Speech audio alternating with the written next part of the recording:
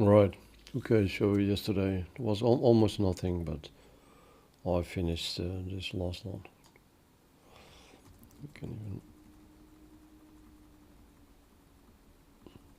That was commit stuff.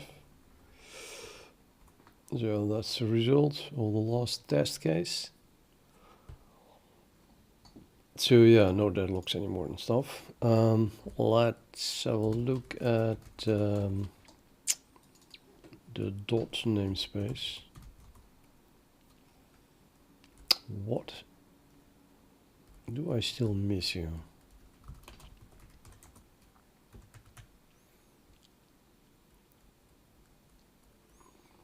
Yeah, that's the thing. The question is, you know, it's not protected by mutex, this variable, and the other that one. Is that necessary is the question. Well, it's not necessary if the attribute class itself can only be accessed as a whole when a mutex is locked. But I'm not sure at all about that.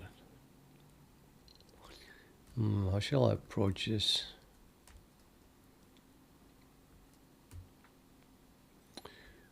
The way it is now, I would say attribute is not thread safe.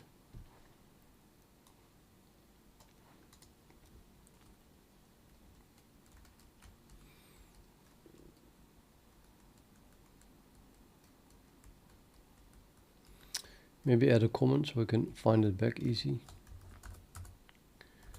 Later on, fix me thread safe question mark.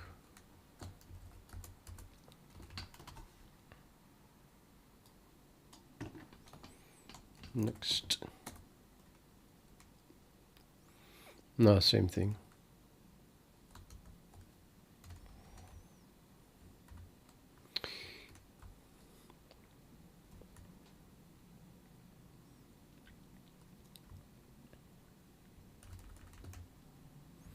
No, it's not that easy to find out if this is necessary.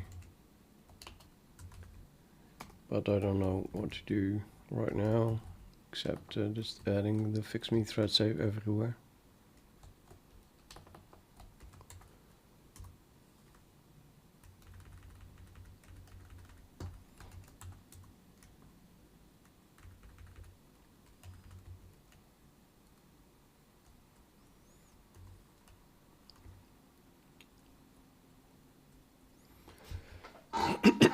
Yeah, this is an edge item derived from item. Now, it even mentions that what the unlocked type is. So I would say that it would be really, really strange if we can access an edge item without going through this unlocked type. And you know, namespace thread safe says it all. If every edge item is stored as this type, then there's no way to access the edge item that it wraps without locking the mutex that is added to it.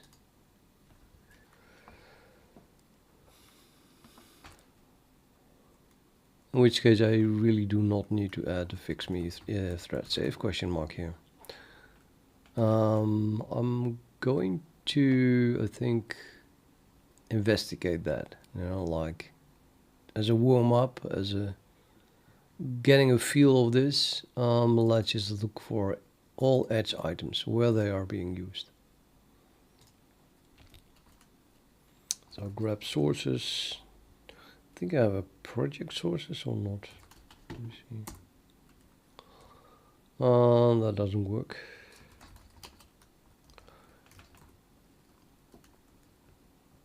PRS. That's a bit too minimal. I want to include GraphViz into that. Who's defining PRS? Probably, well, it should be this one.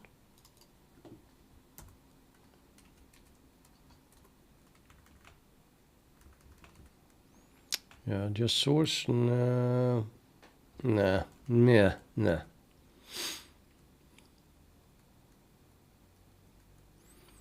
I might as well clean this up because I'm pretty sure I switched away from the CPP stuff again. It's all .cxx.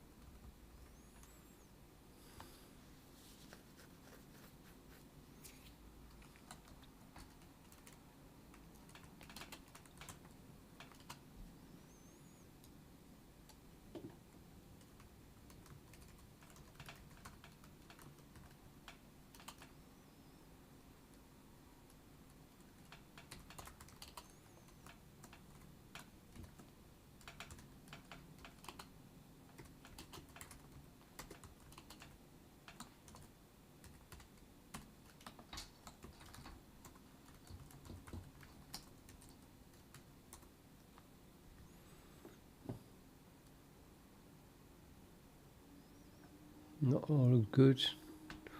So let's use this one. Now I can do the PRS edge item. This is just a scope. So defining it. Also declaration here. A concept, well, whatever.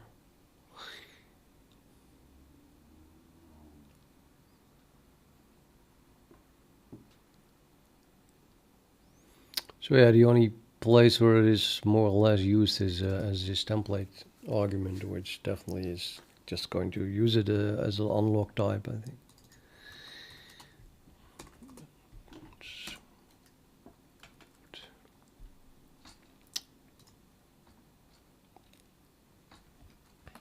So that would be here. The template argument of item pointer template. Item type. This thing doesn't have any members, so it's just item pointer. Item pointer is initialized with a new unlocked type. So yeah, T is not T nor item type is T and item type are not used at all, actually. Well, not as a declaration anyway. So that turns out to be completely highlighted. And buffer is back.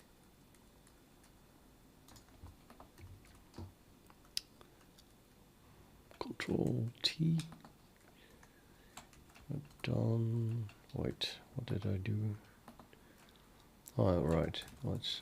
No. Wait. Next. Sorry. This is graph.h. I must say I'm kind of lost. I thought I was this. Yeah, over here. Edge item. So this is thread safe because it has an unlock type in it, and that's the only way it's being used. And then this is also thread safe because it's based on edge item, but in a thread safe way, and it doesn't add any other member variable, so there's totally thread safe this one. We can do next. We get a graph item. Well, that would be the same thing, right? Graph item. Anything inside item is the whole. Nah. Well, look at the item itself. I mean, it would be ridiculous if I forgot here or something. But the idea is that it really should be thread safe already. But is it?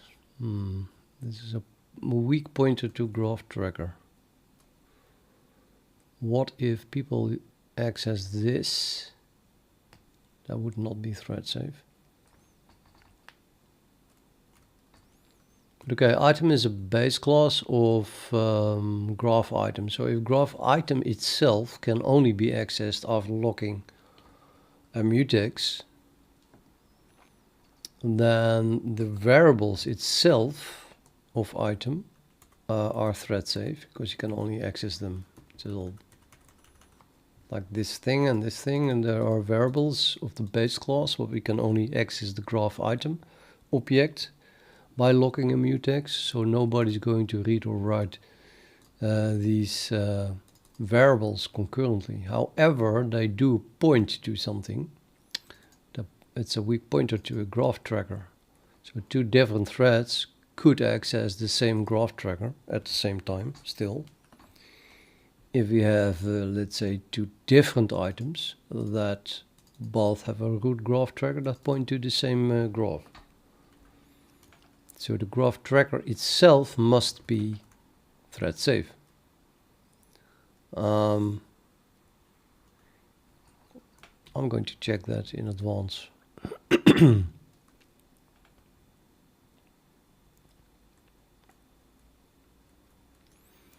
Okay, this thing has a member here and a base class. The member itself is a graph pointer, which is again thread safe because it's derived from that. And this is also how we protect the graph item to begin with. So we're just looking at the graph item here.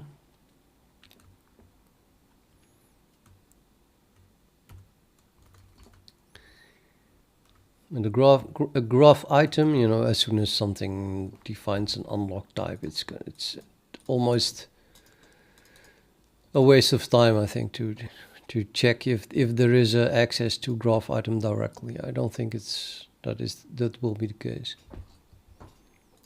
I could do that again, I guess. So we have done edge item, and now we can do graph item. That's a lot.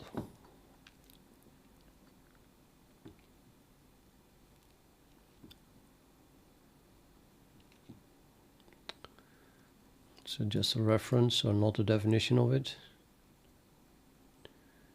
or a declaration rather. These are also all declaration stuff things. So we only have access to graph item through graph pointers, like here's one.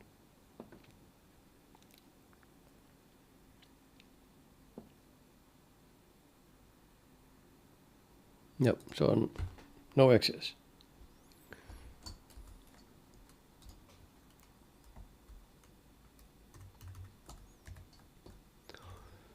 I think every time I see this pattern, no one can be pretty sure that it is thread safe. This is not adding any new stuff.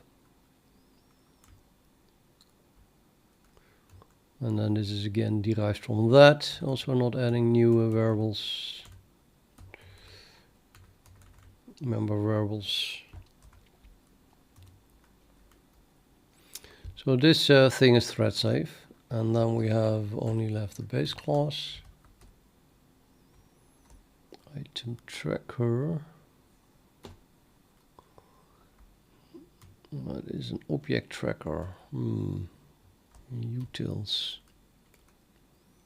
That doesn't look thread safe at all.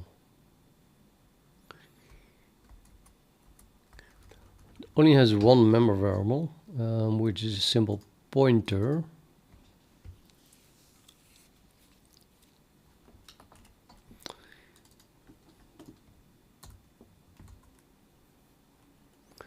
Constructor set tracked object. Okay, so we could call set tracked object from two different threads concurrently, and then we have a problem. Then we two threads are writing to this thing. Well, it's never going to happen, of course, but let's keep that in the back of our minds. And then here we have access to it. Well, that just reading it. This also just reads it. So apart from setting it, we can read it. Well, one could set it while another thread is already reading it, but that seems unlikely because that would be a bug to begin with, right? Let's say an initialization race is hardly not thread safe. You're just independent of the thread safety of the object itself. You should make sure that you initialize an object before other threads get access to it, or read access, or whatever. So So normally, let's say you would construct this and then initialize it and then give it away to other threads possibly, not before that has been done. Therefore, there will not be a race between set tracked object and reading it. So I don't need to make this atomic or even add a mutex around it. That would be just silly, because if you would give it to other threads that start reading it before you call this, then even a mutex won't help you. And then you would just read uninitialized memory. Well, that's not true, because it's initialized in the constructor, but well.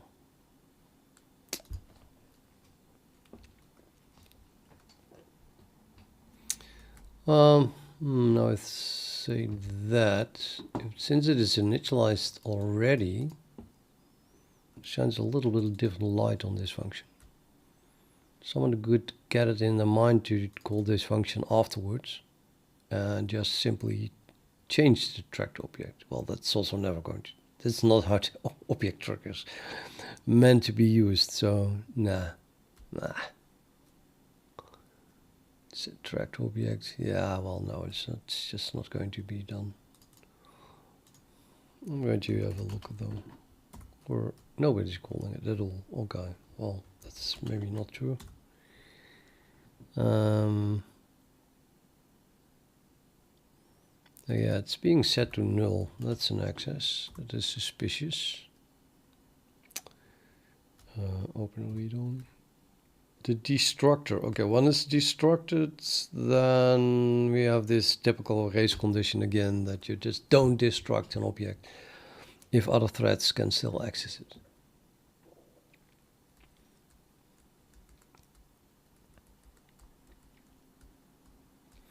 Well, on the other hand, we're destructing the tracker here. It's something else than the tracked object itself. Well, there's a one-on-one relationship between the tracked object and the tracked object and the. They are both called tracked object. Well, and the tracker. So we destruct one, then the other one is about to be destructed or already destructed or whatever. I'd say it's not clear at all, but intuitively I would say there cannot be a race condition here because of the way it is intended to be used.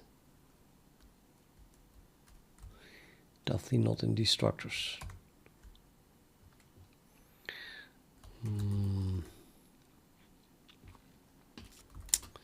I have one other one here.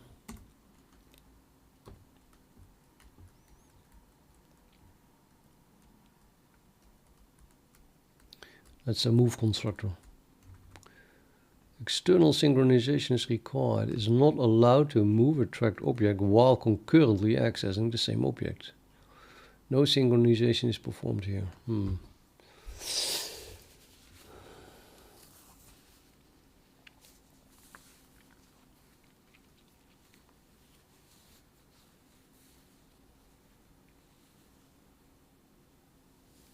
I think our bottom line is that you're not allowed to move a tracked object once you have given other threads access to it. This is more like an initialization move. So you construct one inside the vector. Well, if you do that, if the vector is resized, then this thing is being moved arbitrary moment later.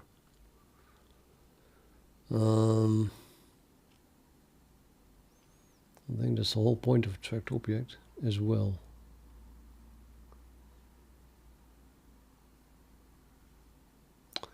Damn it, it's totally not trivial.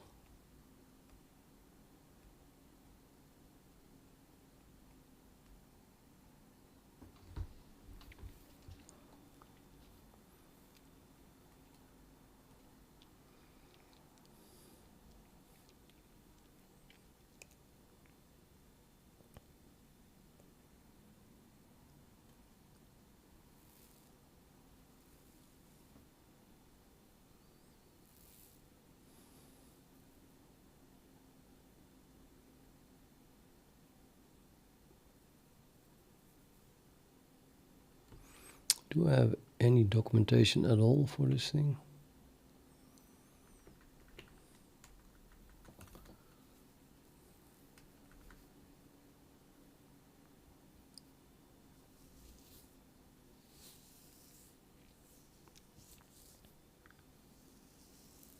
The tracker's never moved. And then if you move the object itself, then the tracker is updated.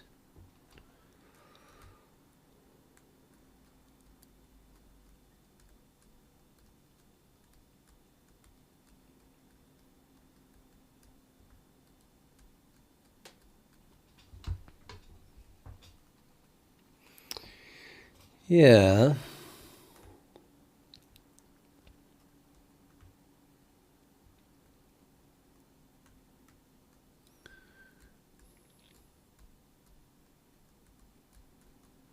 Okay, let's put it this way. I think that the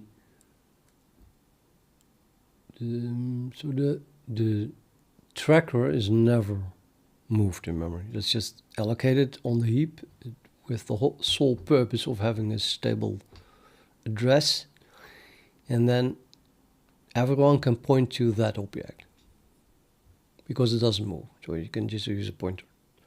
And then that tracker object has a pointer that points to the tracked object, which can be moved. For example, it's an element of a vector, and that's moved every time the vector grows in memory, as an example. And there is a one-on-one relationship, obviously. There is one tracker per tracked object, and vice versa.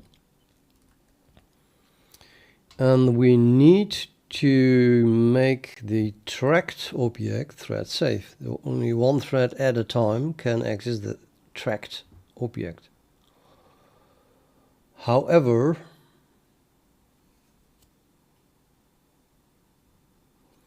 that means that as soon as tracked object is being moved, then I'm going to assume that I have a mutex locked. So there is only one thread at a time that will move it. For example, if it is part of that vector, then the vector itself will be protected by mutex. Obviously, I mean, any STL container needs a mutex if you have concurrent access to it.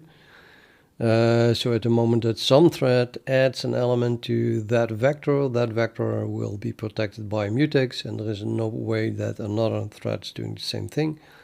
In other words, at the moment that the vector grows and the contained elements, which are tracked objects, are being moved in memory, and that can only be done by, will only be done by a single thread at a time. And that then we'll call the set tracked object. So that is kind of guaranteed to be only a single thread at a time. We'll call set tracked object.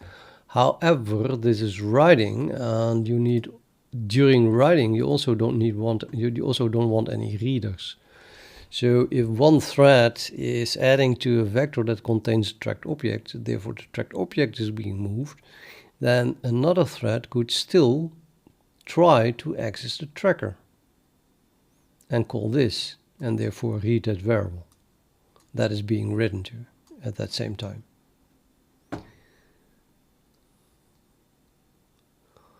So either I have to make this block this read while we're writing to it, or we must be sure that no other thread is going to call tracked object or this operator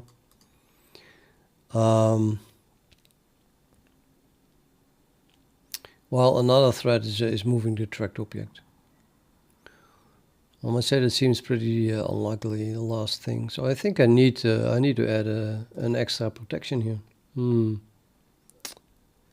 Looks like it. Yeah. Let me think.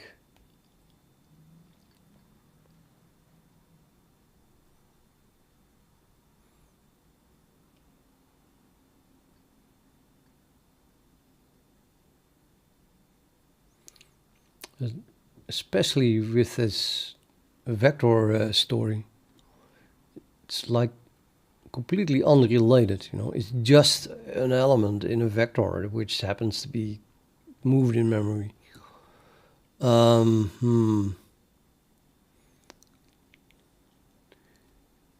the only way this would work is when no thread is going to call tracked object or this, while the vector that contains the tracked object is being locked.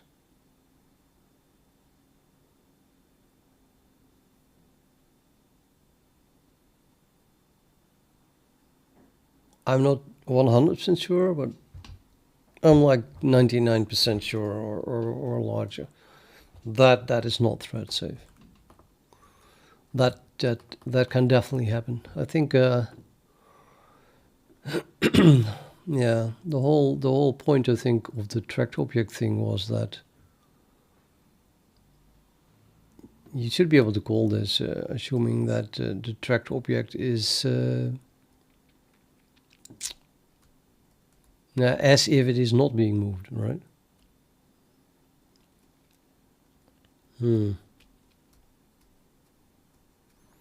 Okay, let's just do it. I think this is not thread safe, and that's even in utils, so that kind of sucks. Well, it's a recent addition. Utils starts to become dependent on thread safe, which kind of sucks, I think.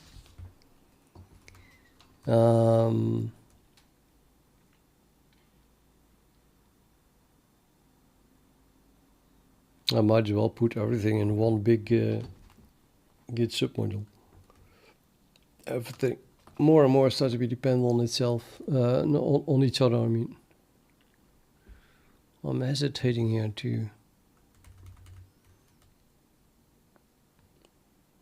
use the thread safe thing, but on the other hand, I think I'm already doing that.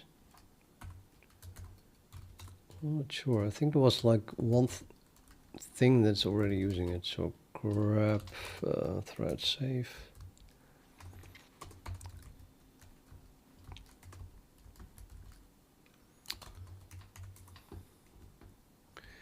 Dictionary and instance tracker. No, these are just comments. So just instance tracker is using it already. I'm guessing that that's the only one, despite the .cx access. Nobody is using it there.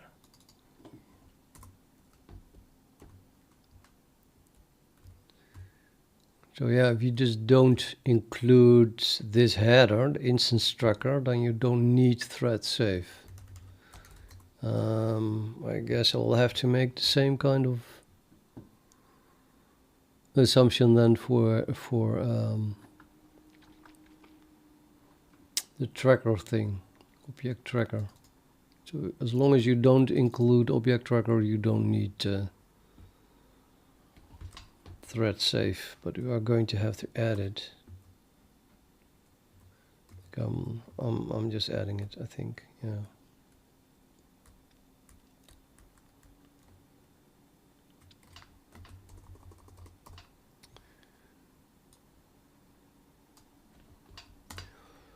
Oh, really?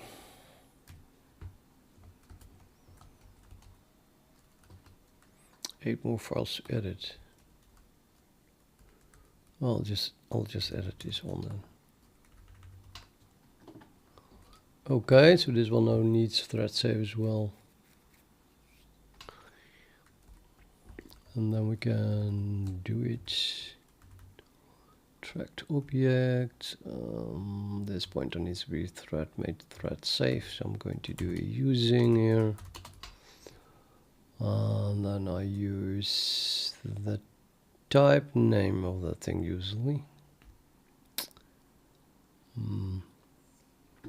Like object pointer type.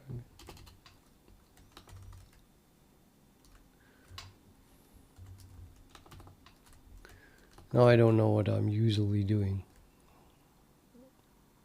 Getting crazy.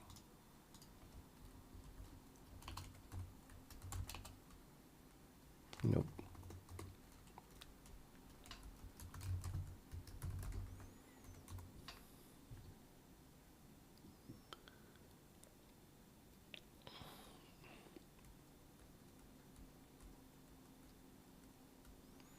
No. Type, I guess.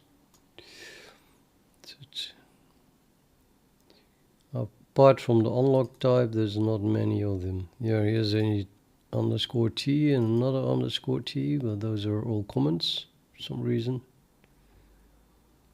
Yeah, well, I don't know. Let's use a full type, which then is, of course, thread safe, unlocked, and then the thing that we need to make thread safe. I think I'm going to use a read-write lock here, because writing is just seldomly done, and reading is done often. I have a, so that's going to be like thread safe policy, read-write, like that. And then we can choose the mutex here. I have a mutex that is especially intended for being ultra fast for reading. That is something with a spin lock for writing. So writing just never happens. Like extremely seldom, right? That then is slowish. But reading is ultra fast. So as fast as possible. You have to increment an atomic. Where can I find my my mutexes? Yes, that thing is defined in thread safe. Okay. ls thread safe.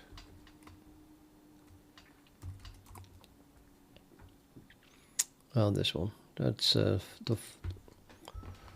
fastest mutex that I have for read-write locking, well, for read locking. So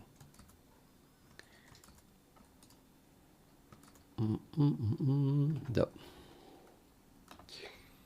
But the thing, well, is if it starts with AI, it's usually in global namespace. So probably have to change that sometime. But so that would work, and then we do this, and now it's thread safe. Except that we can't access it anymore. Well, this still works. So you can just pass whatever argument you want to pass to the constructor of that object, to the constructor of this object, and then it will construct it like that. So that should still work. But this won't work. Here we are trying to write to it, so we need to write lock it first. So we need that type, write access type, constructed from, and you have to dereference it to get a non-const reference that we then can write to. So now while we're writing here, oh, wait a minute, it's a bloody pointer. What am I doing? Okay, let me think.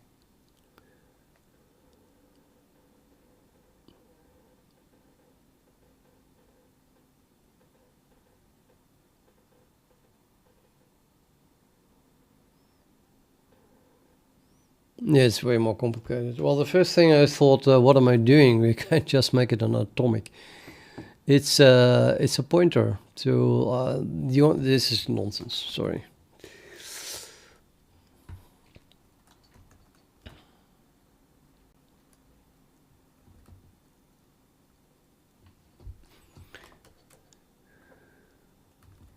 If we would make this standard atomic, now we have the same effect, except way faster, of course. Now this operation is atomic, so we can just read whatever we want, and either we get the value before or after writing it. So using an atomic for pointers, which are just built-in atomic built-in types, is the same as adding a mutex around it, right? I mean, just better.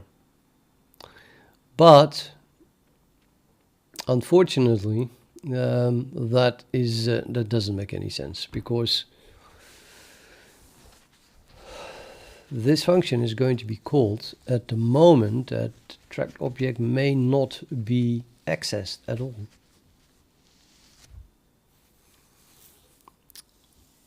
We're probably moving it in memory and then calling this function.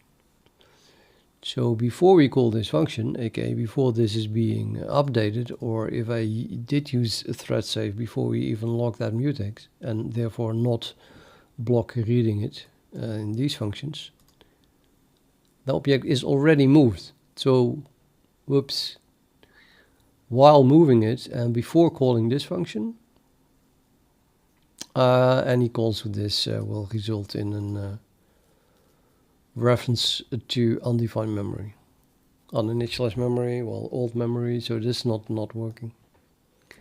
You really need to have a lock that is a mutex that is entirely around the whole move, from before we moved it until after we called this function.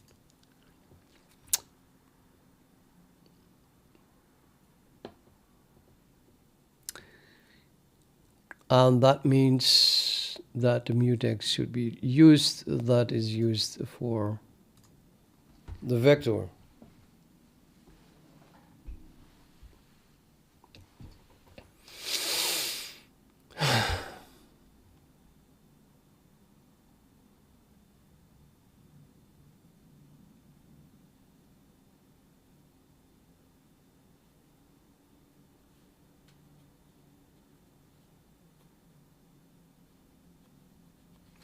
Yep. Okay. So, and then the atomic is also no longer necessary. So this can stay as it is. And yes, we need external synchronization for calls to tracked object and so on. Oh, ouch. Yeah, I don't like that at all.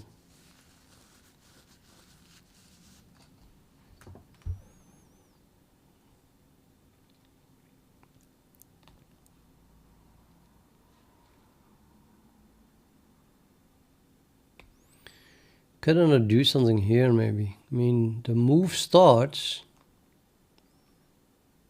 I think the whole move starts with the call to this move constructor, right?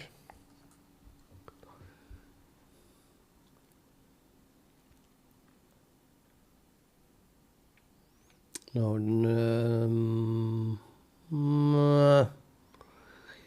not really. It depends on where that is being used as a base class, and even we leave this function before the move is finished. So if they say the tracked object here, this class here is a base class of the actual tracked object. So if the actual tracked object is being moved in memory, then we will call this.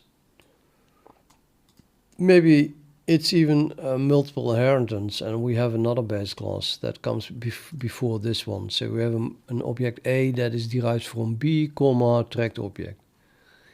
I could disallow that, but it could happen at the moment, I think. And even then, that would mean that the B would be moved first, and then we would get here, and that's already too late.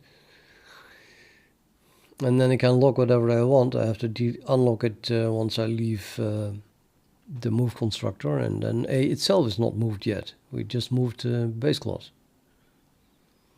So we need an external mutex wrapped around everything. It's just really going to be the mutex of that vector, or whatever mutex.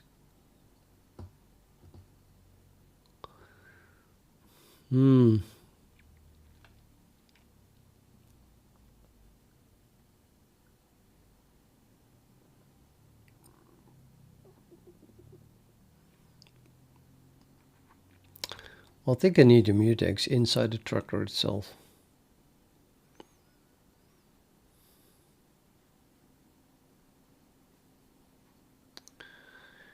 I don't want to, well then you'll, yeah. No, it's absolutely horrible. I could demand that the tracked object is just the first base class. And then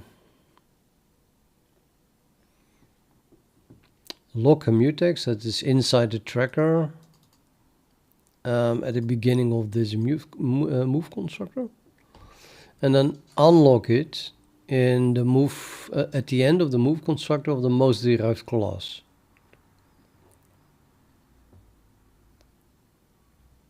That would work theoretically. And it is locked during the whole process of being moved. But if then I have, say, a vector of 100,000 tracked objects, then I would be locking and unlocking 100,000 mutexes. While we could do with just one mutex, right?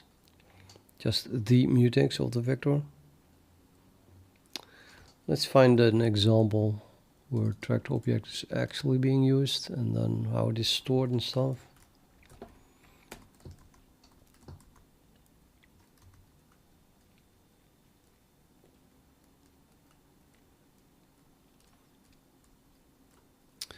So graph trackers are not thread safe the way it is now.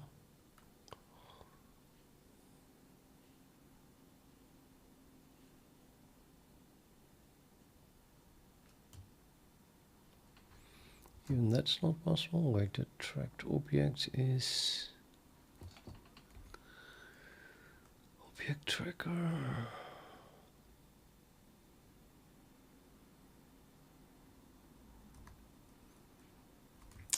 Probably graph itself.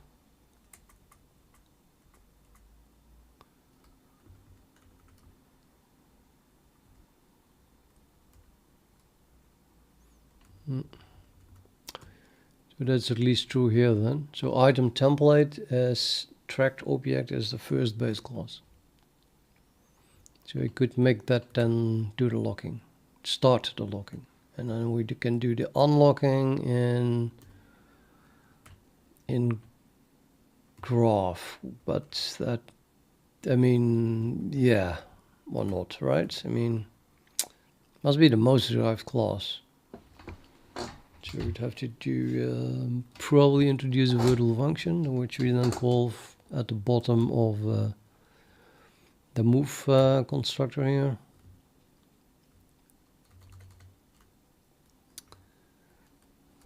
And then make sure that we implement that virtual function in every class if we derive from graph, for example.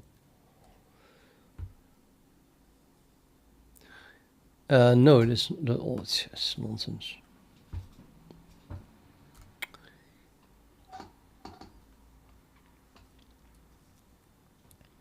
I should only do it in the most derived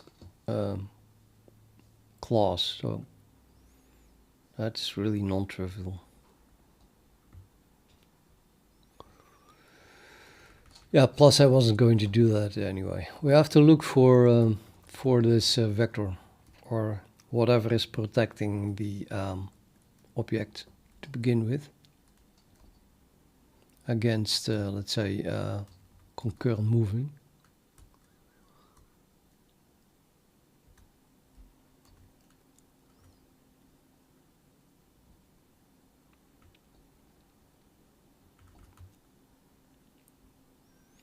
So what am I looking for? I think the graph tracker is tracking a graph, so I need to look for where that graph is being stored. Is it stored?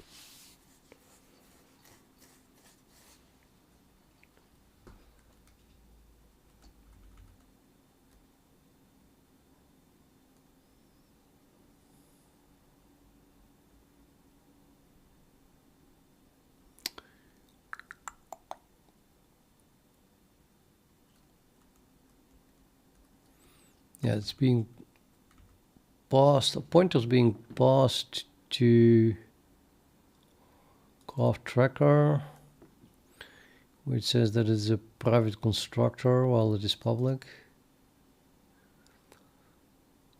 Call by create, which doesn't exist.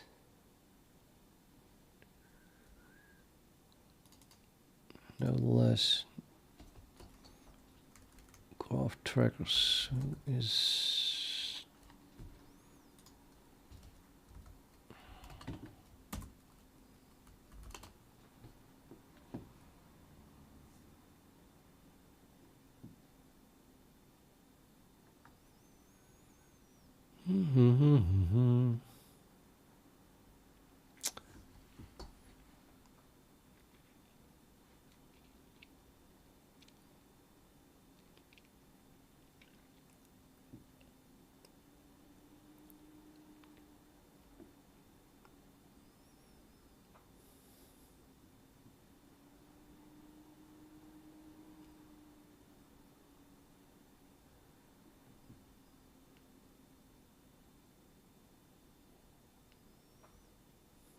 sure, she says so.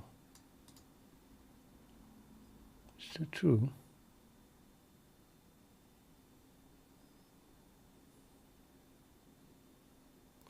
It's a great part of the base class then.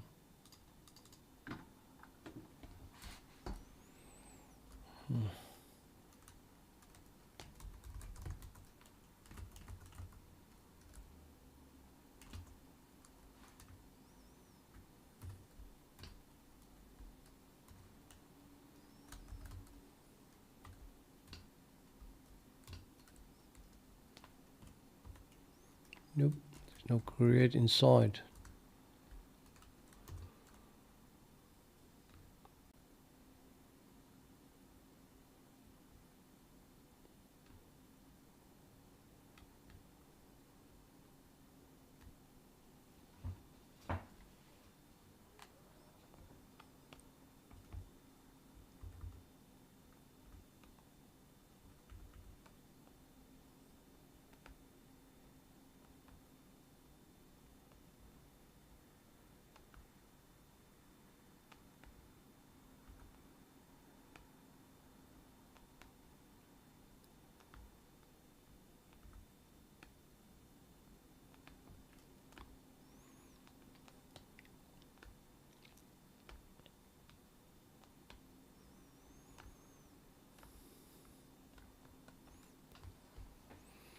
Let's find out who's calling this.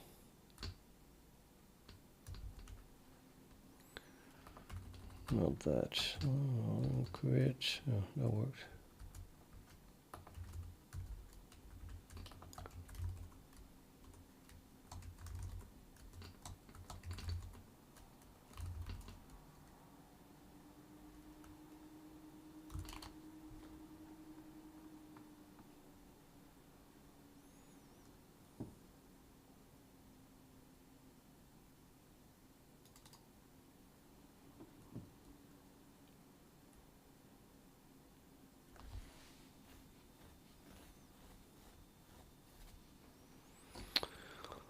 Called from tracked object constructor.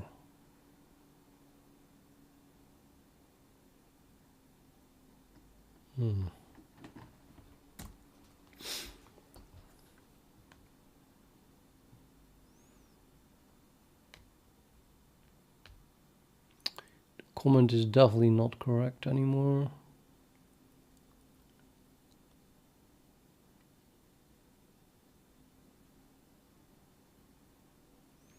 Make shared tracker static class type name tracker track type pointer this.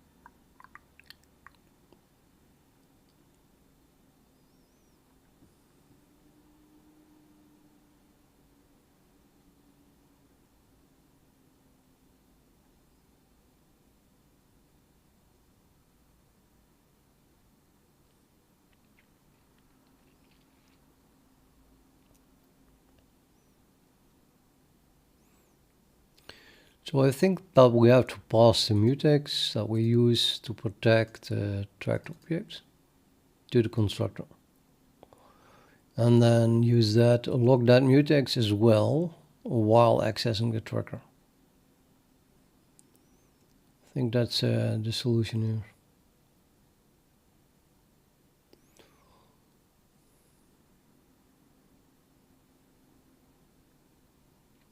So the question is more like who is accessing this tracked object. So I could make that private to find that, and I change the other one back. I have a better idea. Let's just add something here.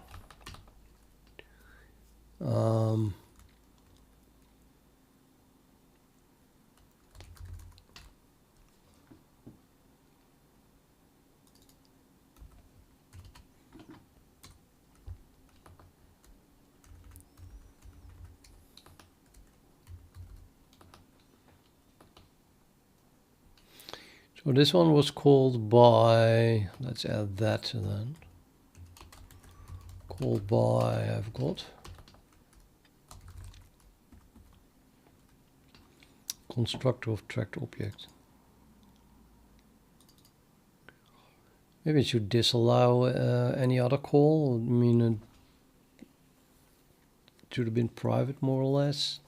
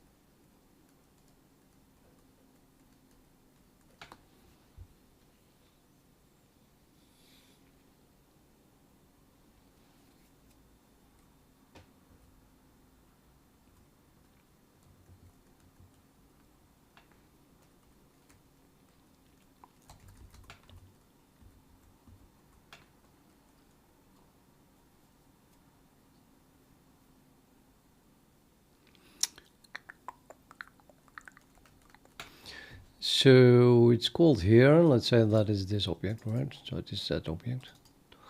Tracked object tracker, where the tracker is then known here, I hope. Yeah, that's graph tracker.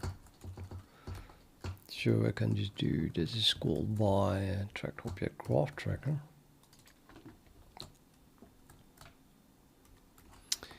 But you can do better, you can just make sure that that is the only object that is allowed to access it at all. Batch tracked object graph tracker.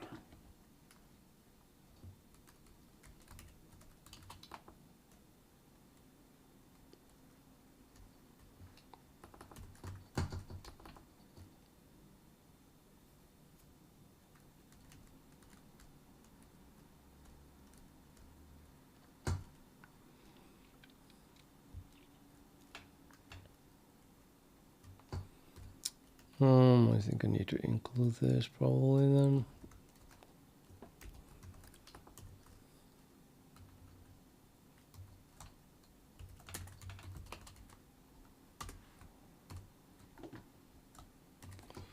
I have to make up my mind. I still didn't make up my mind if I want to use double quotes or not for a file set that are part of the source tree. I probably shouldn't. I shouldn't use angle brackets, but well, so used to it.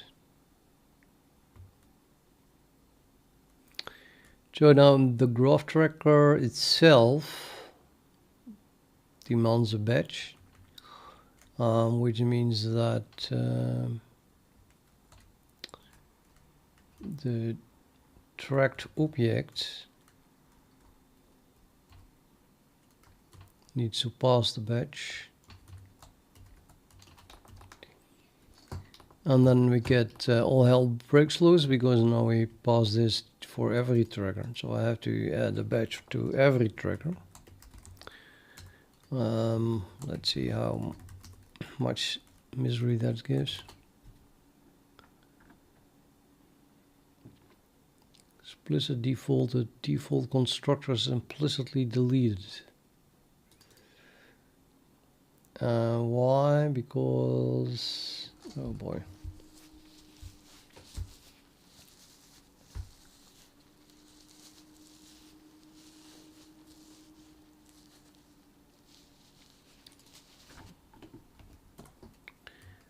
Because nobody knows what tracked object is. Tracked object is from utils. So utils.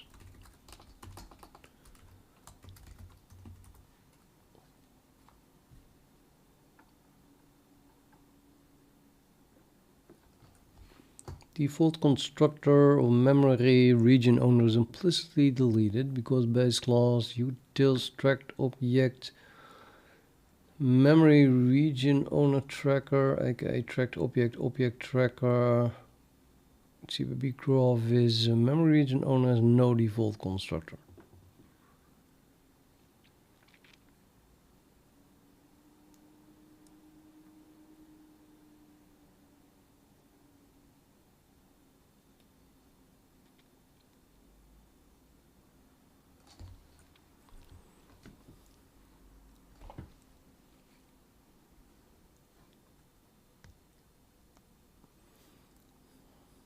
How did I do what? I'm so confused.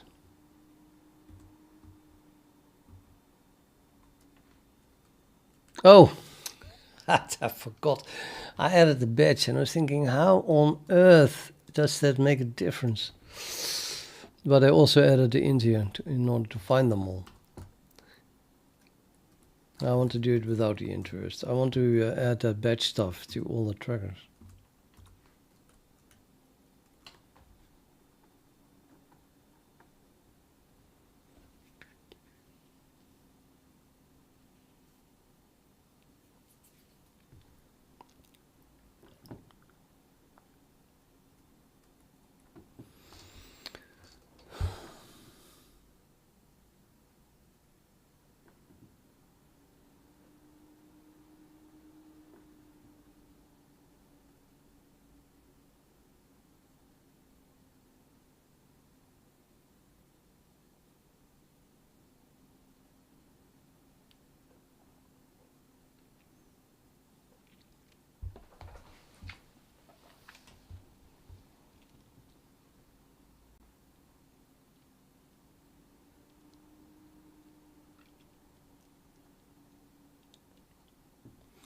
Gonna guess that this is the thing that we have to go to.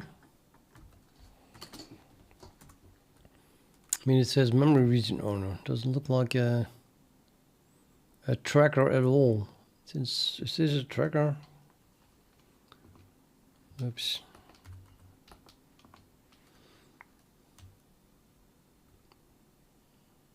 Oh, it's a tracked object. Yeah, memory region owner is a tracked object. I have to add it to tracked objects. Constructors. You have two constructors here. Uh-oh.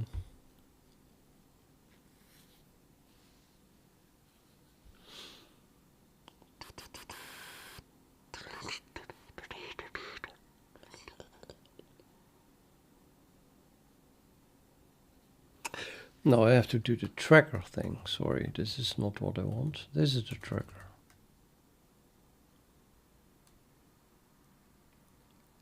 I'm so confused.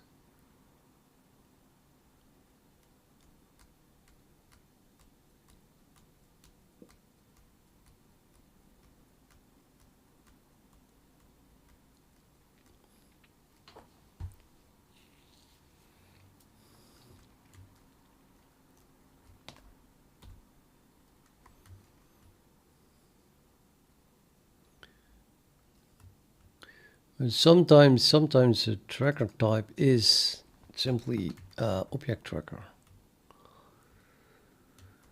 So I have to add a batch here as well then.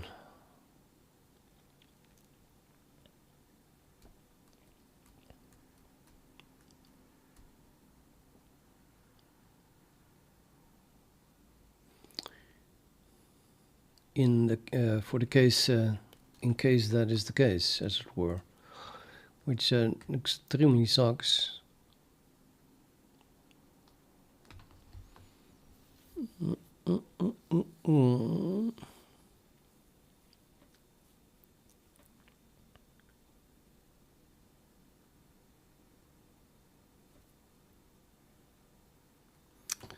I'm so doubting that it's a good idea to add a batch stuff here.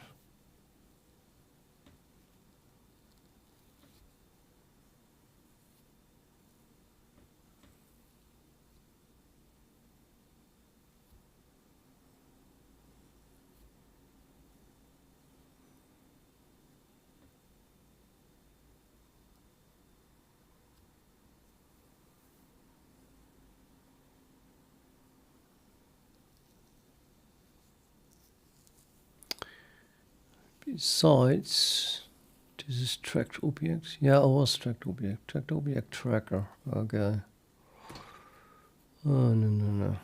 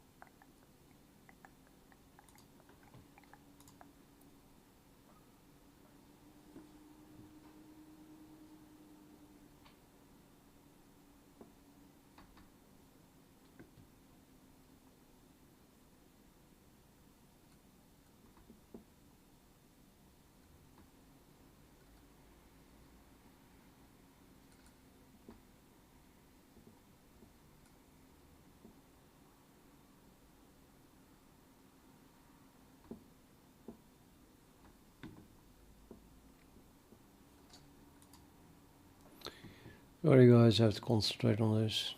I did read a chat a second ago, but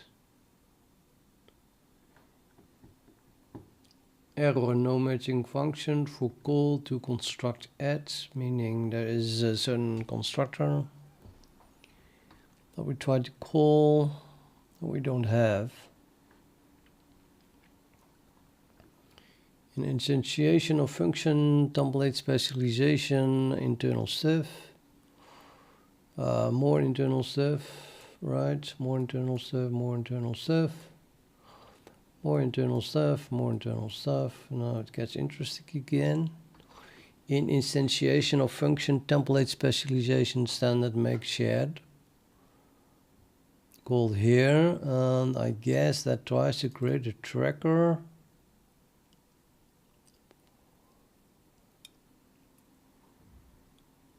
I am passing a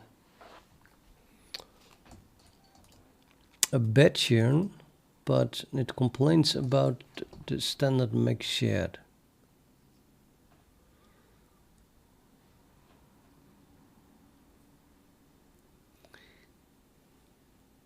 There's a downgrade here in the error of compilers. I mean, it doesn't tell me what tracker is. Used to do that. This is so hard to work through. Maybe I should try to switch compilers, see if the other one is better at that.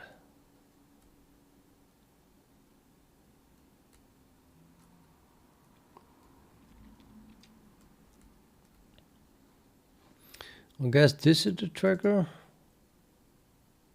because it has the word tracker in it, but that's about it. Oh, there's another one here. Yeah, standard make shared. Okay, that's the one. So it's graphviz graph tracker. Yeah, graph tracker now takes a batch.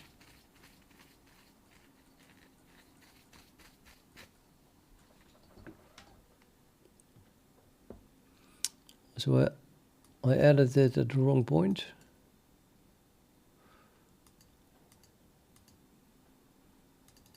Totally added it at the wrong point. Yeah, totally added at the wrong point. Nobody warned me. It's a shared pointer, which I'm trying to initialize with nonsense. Of course, shared pointer must be initialized by a single argument that we got back from standard make shared. And the standard make shared is the one that takes the argument. So yeah, I should have added the batch there.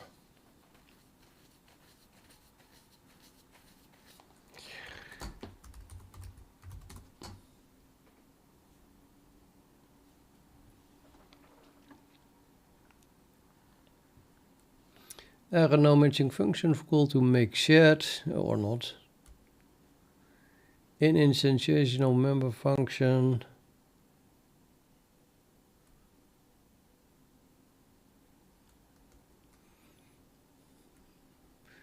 Tracked object details, object tracker.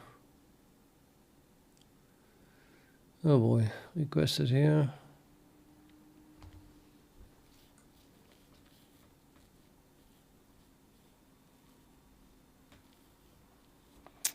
Would be nice to know what tracker is really.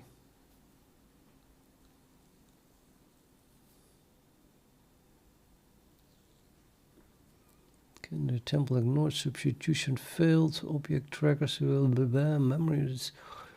I don't know, man. Constraint not satisfied for alias template unbounded array. Nobody knows what it is talking about. Make sure takes a size type. No, I just want this one. This one.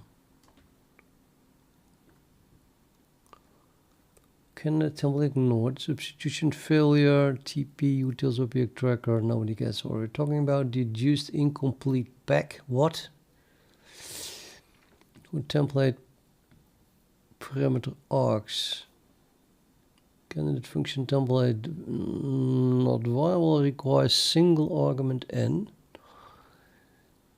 It's just passing this one like it's nothing.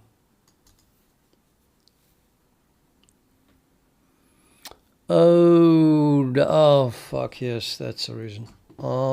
It cannot deduce what the type is from just two braces, because yeah, okay, okay, that really sucks.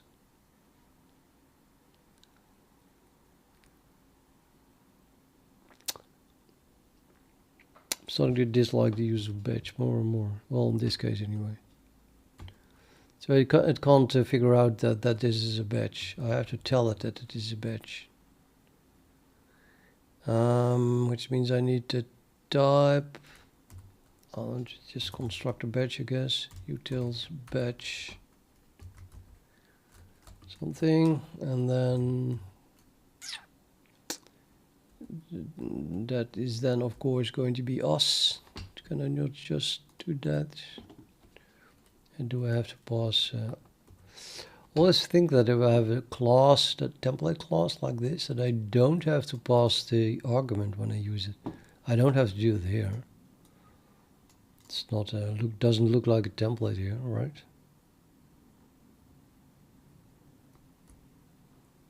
I bet if I do it like this, then it's not going to compile though.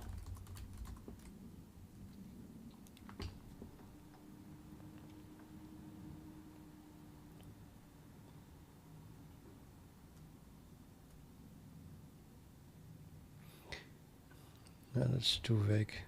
Let's add it for now, so I know at least that's not caused by that.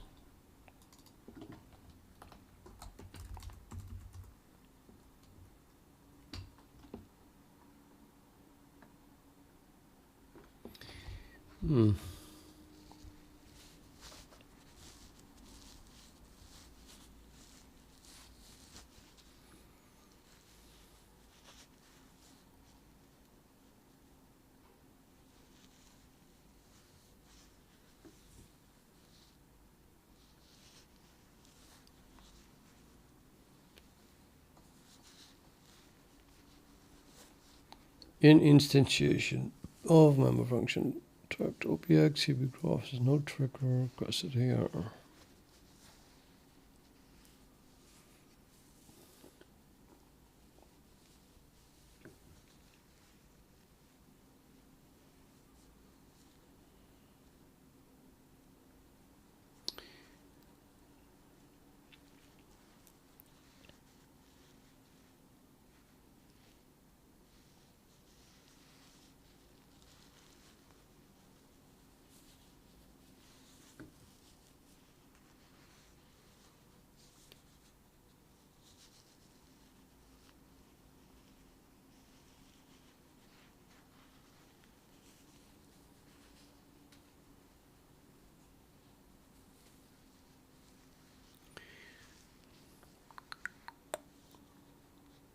Okay, I think it finally works.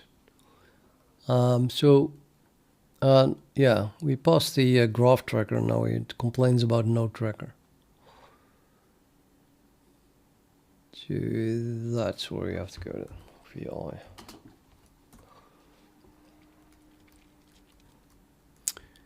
So, like I said, we have to update every tracker. So what if I add here a batch, utils a batch something, and the batch is then for ourselves, the node tracker. I'm going to leave out the template arguments again, just as the test. Wait a minute, this is nonsense. What am I doing? No tracker, no tracker, no tracker. What tracker's the tracker? No, I need the. I forgot what it was. Object tracker? No. Object tracker, maybe. Object tracker. In utils.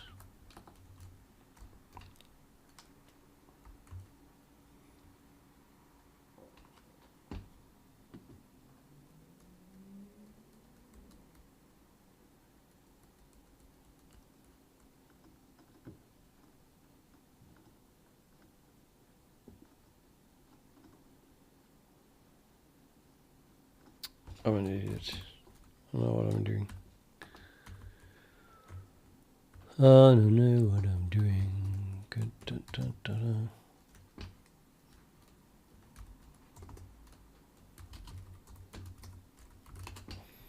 Graph tracker, and then we get node tracker.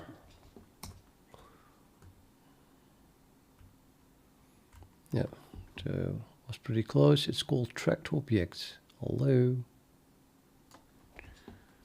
Next.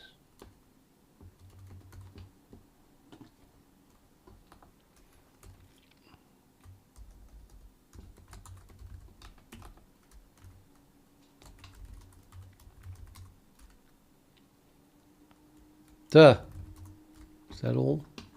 Is that all? Well,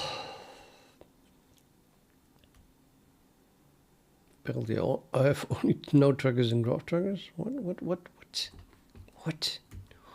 Okay, I'm still going to try. Oh, I'm not trying it. I'm just doing it here, so that works. Okay, that's cool.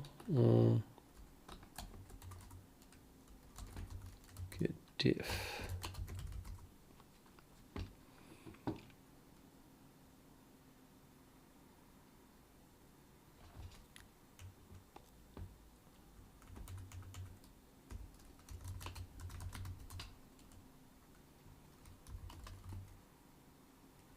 Okay, now what?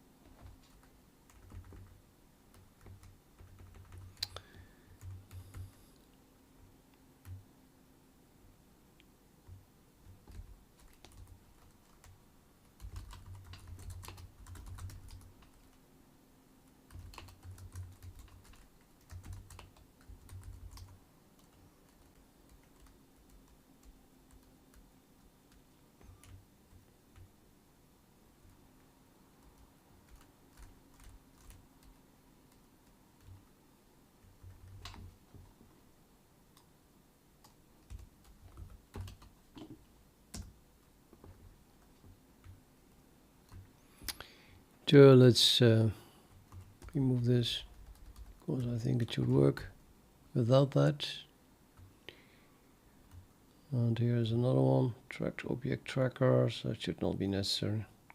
It's just the type of the current object.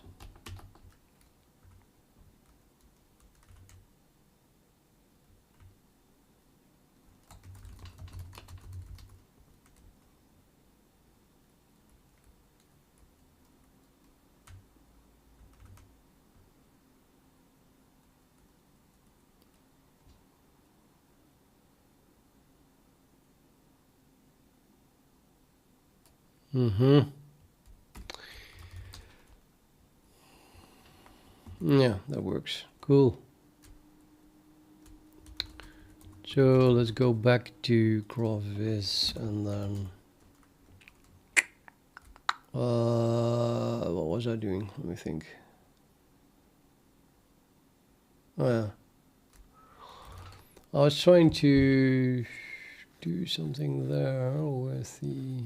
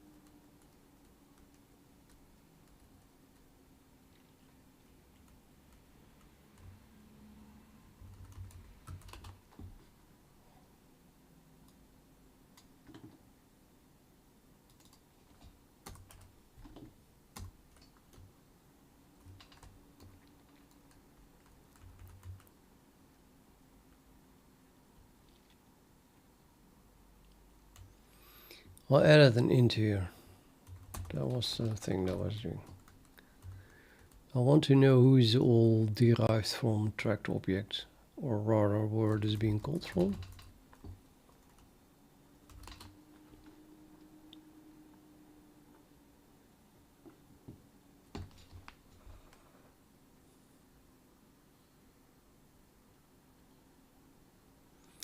Now we find, for example, memory region owner, I guess, derives from tracked objects.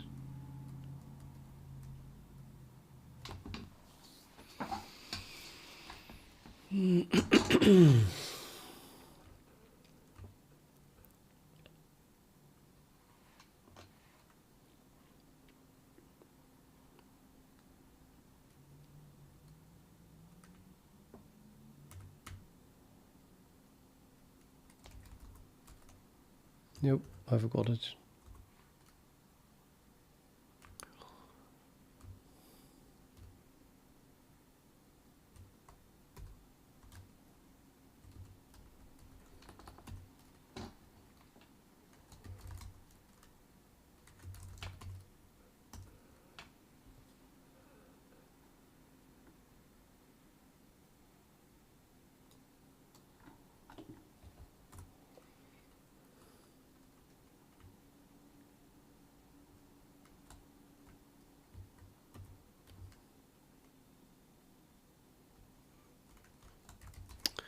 That was not where we were, that was in dots.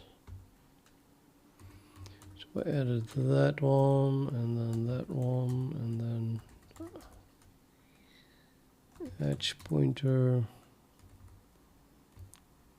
digraph, graph pointer,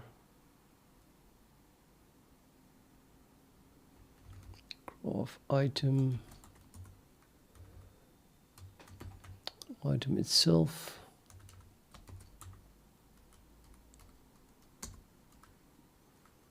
item ID. Okay, we already have, well, wait a minute, this one. So this item has a log type, so I'm gonna say that's good enough. And then item ID is also protected. And then we have item template pointer is derived from item pointer. It also has an unlocked type. This one too.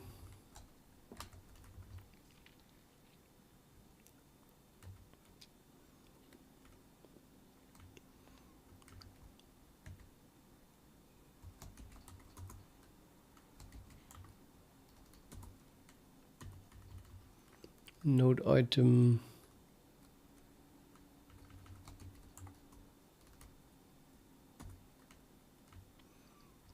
Port.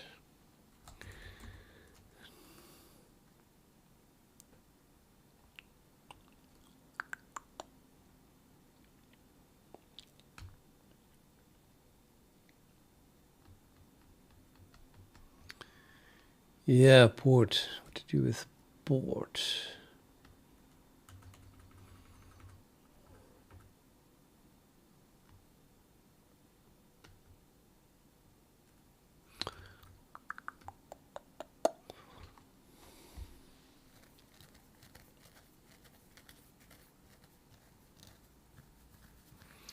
It's again one of those initialization things. When is set port being called? Is that during initial initialization, or can it happen later?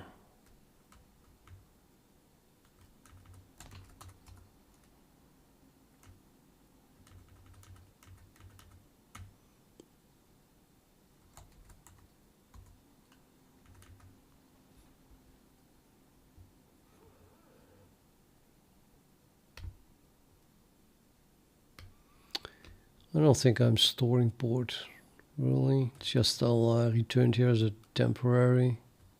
Here too. It's mostly a temporary object. It's good enough the way it is. That was it. Let's say we search for port quickly.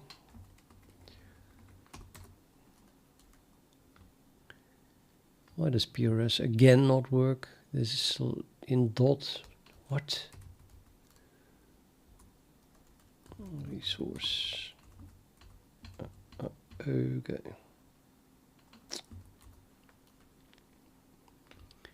Edge item, boards, const reference. Oh, it is being stored here in Edge. Const references, port itself, yeah, just in Edge we stored it.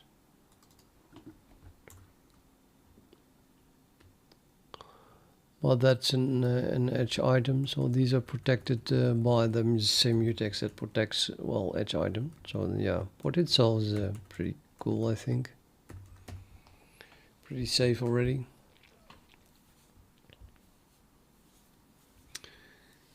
Does it need to be thread safe? So my feeling is that everything is thread safe except maybe the tracker. And that was what I was working on, right? So now the idea is then that we're going to pass. Oh, that's why I wanted to add the int. I finally remembered it again. The int is kind of like a placeholder for the mutex that we have to pass, and I added the int to find out where that then would be, and if I know the mutex at that point. Yeah, so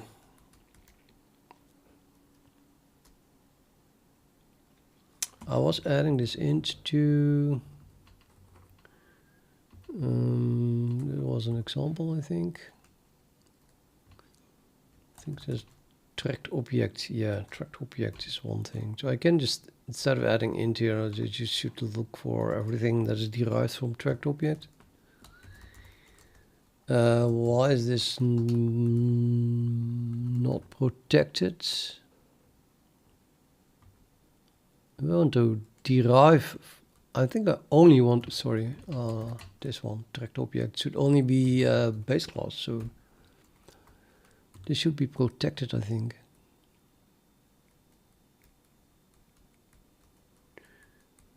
Tracked object. If I ever have a tracked object that is just tracked object, it's not derived, I want to know that.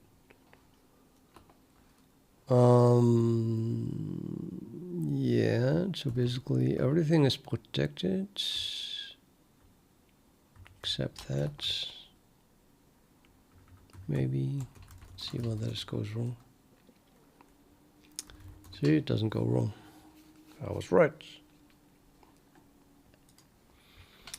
In other words, I want to, it's only used as a base class, and we want to figure out who is deriving from tracked objects in my project. So kind of like that, but then maybe I'm never using namespace utils. I never do that, so this just doesn't occur. Maybe I use no public, but that seems extremely unlikely, I have to admit.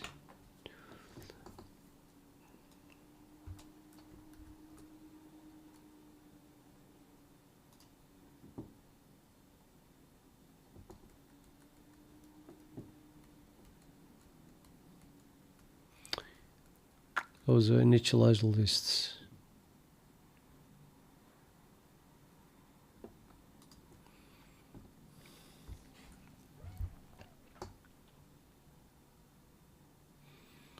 So there's only two of them: memory region owner and item template. Let's begin with this one then.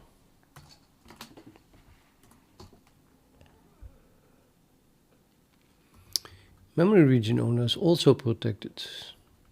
So the search continues. Who is derived from memory region owner?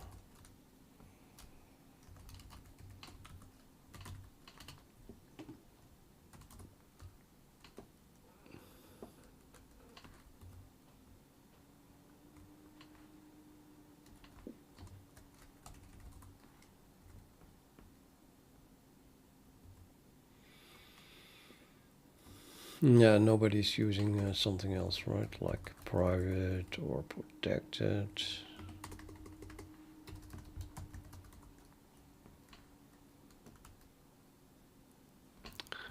Or maybe I should just search for class something.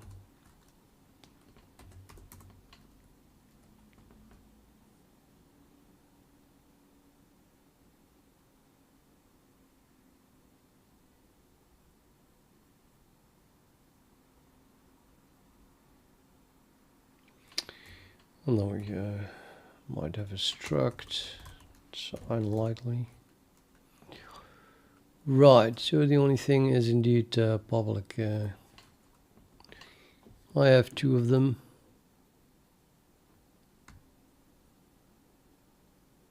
And then this one is also again used as a base class. Let's have a look at the graph.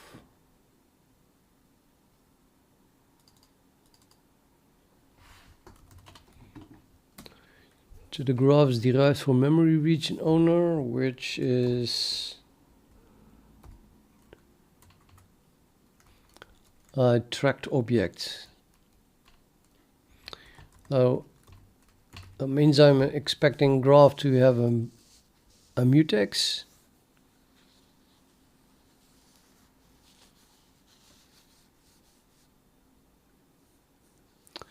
That protects it, but it doesn't have it here. Excusez-moi. It has it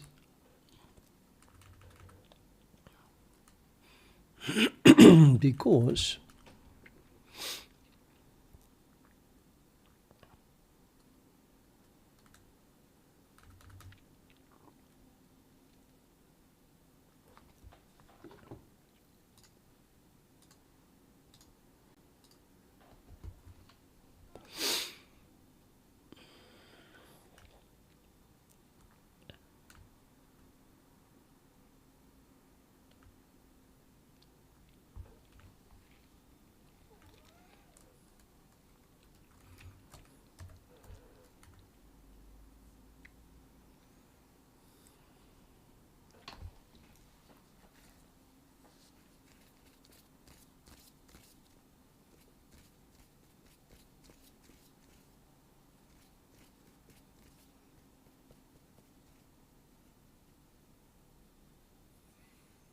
oh boy. Impossible. It's impossible.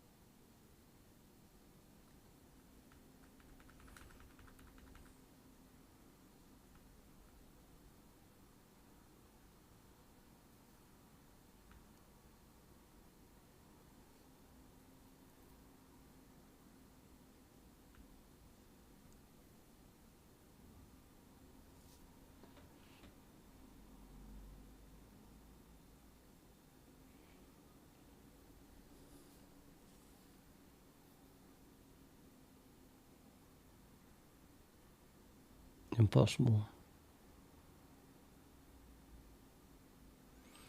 So many constructors.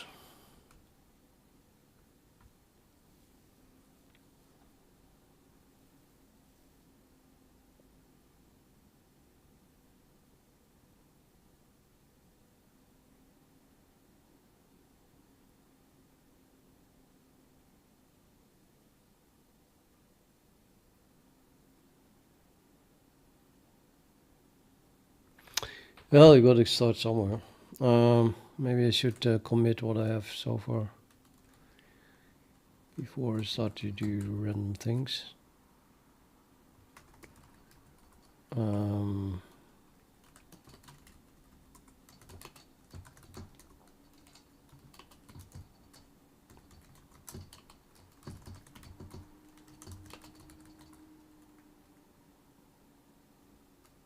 Not even sure we want this though.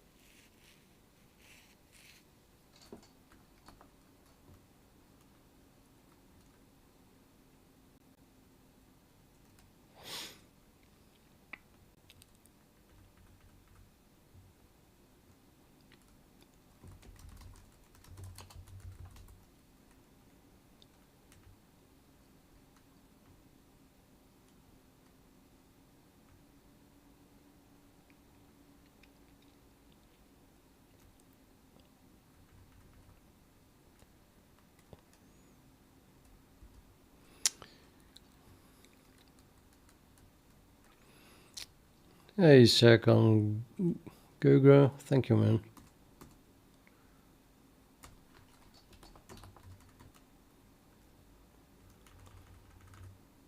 I'm just working, you know. I'm not trying to be what is the word? Educational even, or what's the other word? What I was really thinking of. Entertaining, that's it. Yeah, not trying to be entertaining or something. Trying to get my code to work. I know you can ask, why are we streaming? Well, one of the reasons is that I think it allows me to concentrate better, but it's also that I thought sometimes I have this. Sometimes I have enough sleep and I do something that I think that maybe people find interesting to see, maybe.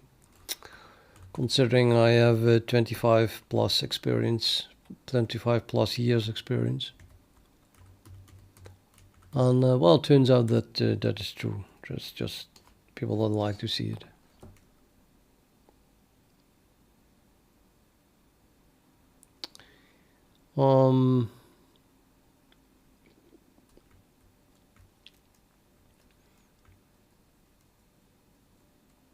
I just wish I could talk to the chat and not forget everything that I was working on. Really. Dev.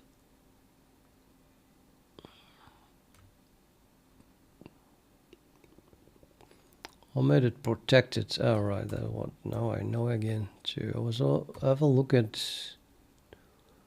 Want to have a look if the example code includes the fact that you must derive from.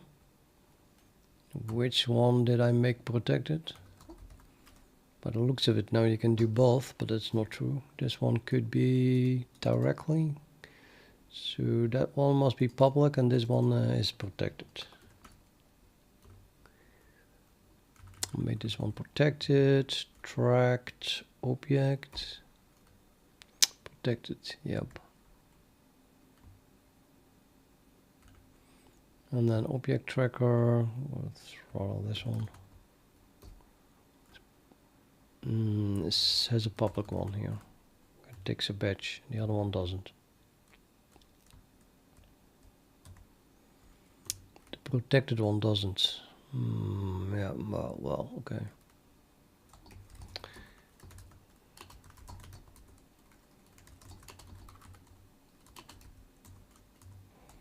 Work in progress. Push. Git status. Another git submodule. Status. Git Jeff. So there's a batch stuff that I just made up. And we have a few fix me's. Oh, absolute horror. Commit -a -m whip. And you have this one. I just removed that. It's not much. Git commit -a whip. And if I do a push, then it should complain.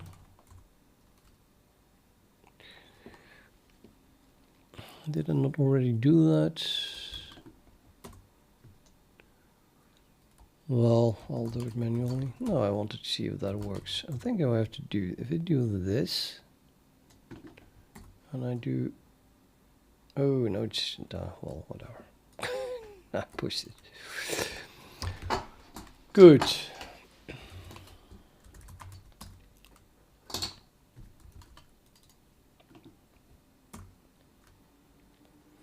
So I did a commit before I wanted to do something else, and I forgot, of course, what I was going to do. Oh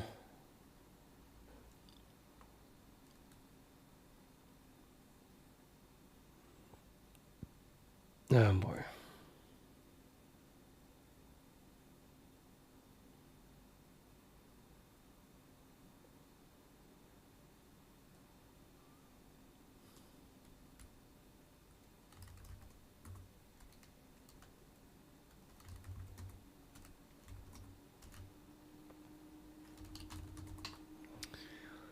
Yeah, what was it that I was going to do?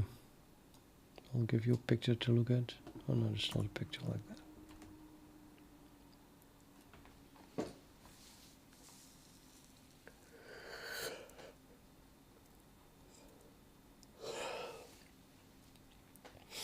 The thread safety of trackers.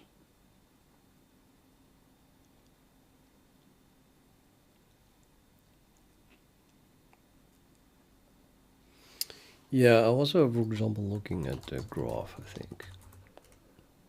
And then I found that we have a lot of constructors here.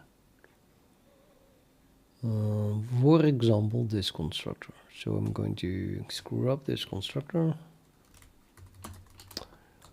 And then see where it is being used.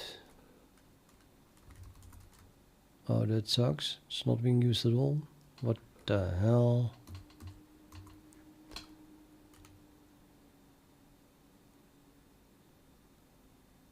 What the hell?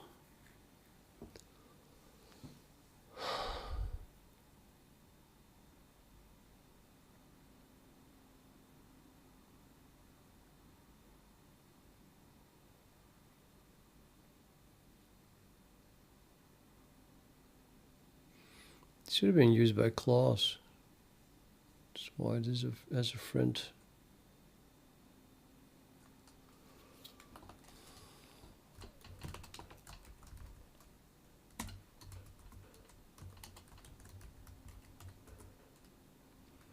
Class is derived from graph.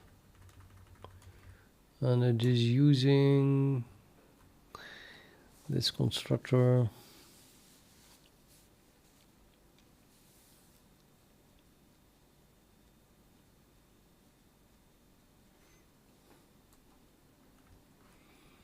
Or this one, or this one.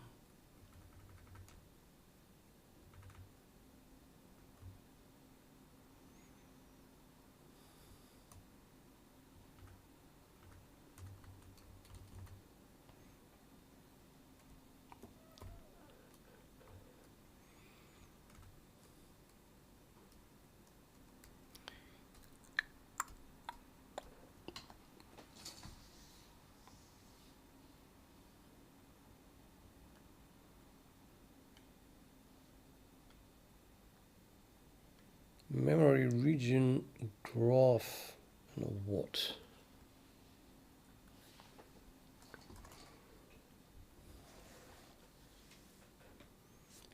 Looks very much like this one.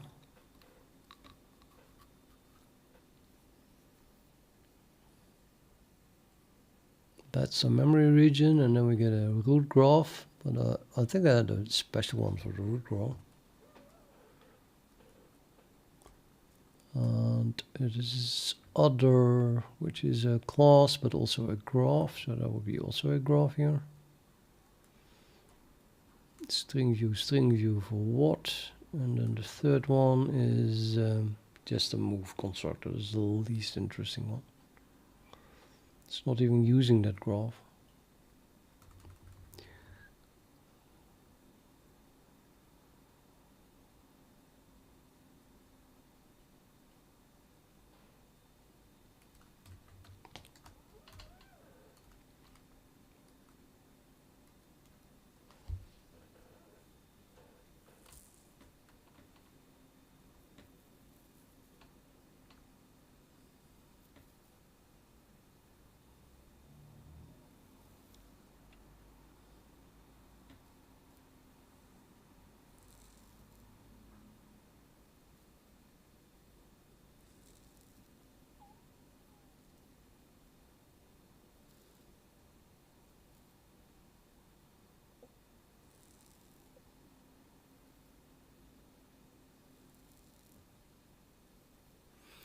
This graph takes a single argument and never going to be used. This takes 2 arguments. It's also never going to be used. This one takes 3 arguments, so that could be the one that is now being used. But the second argument is a standard weak pointer. So how can that be constructed from a graph? That's impossible. I don't believe that. And here again, something with 2 arguments, and then this one is private. Huh? Yeah, no. This one is.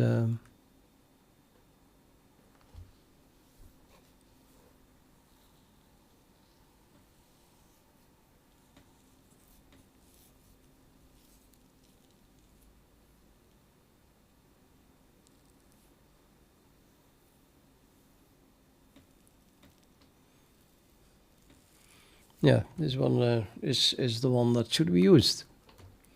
So if I put an int in front of it, then it is no longer there, and it should not compile.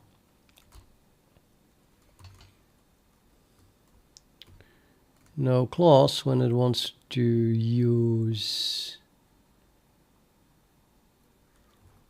let's see, there's a weak pointer using memory region weak pointer bot, so that still works. This one is using, this one should not compile anymore, I think. It's other, it's just a class, is a graph. It's not a weak pointer to something, to a graph tracker. So this is memory region, comma, is totally, this should not compile. Impossible that this compiles.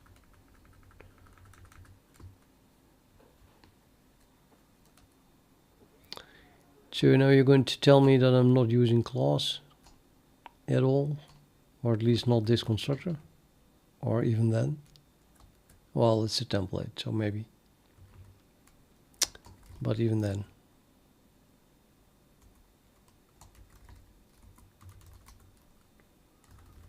It's amazing.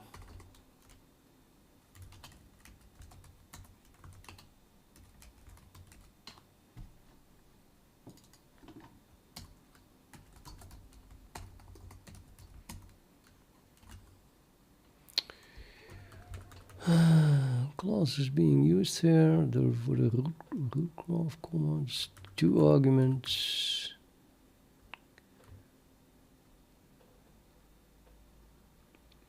It's another one with 2 arguments. This is well, the move constructor. I'm actually not using it.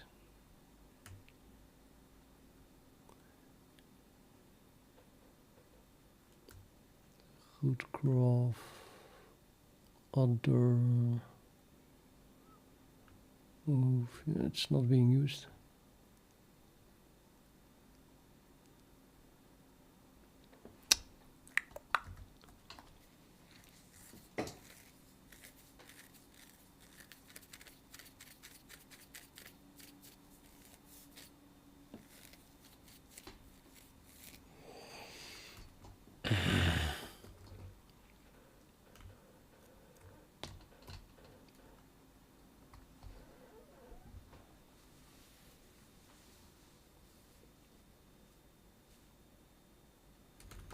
Like the copy constructor of a class with the what.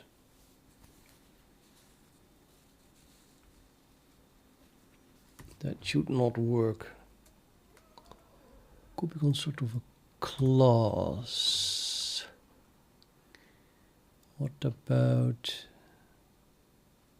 well, that would be this one, wouldn't it? So this calls, this passes other and a what? That's this one. Yep, that we're using that one. So what the hell? D. No, maybe the other one as well. Here we have also, yeah, this one. C. I think I'm making those things.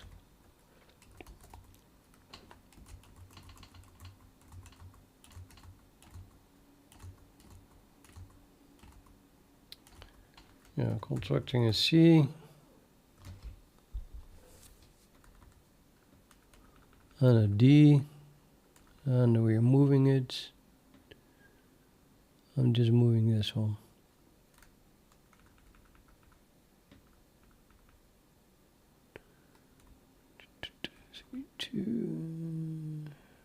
I'm not copying. I'm not making any copy. Maybe that's the reason. I don't know. Let's try adding that. So this compiles, and then I want to do the history thing where the top, repeat this one to remember how that looks like.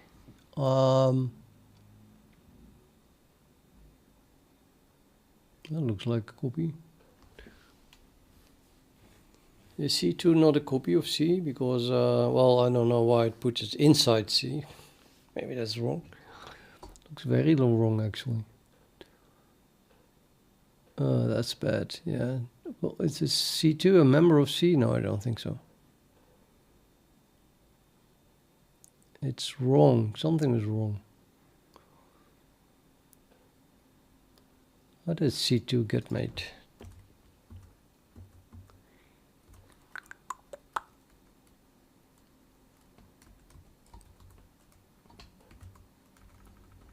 Yeah, there's a copy. There is a copy.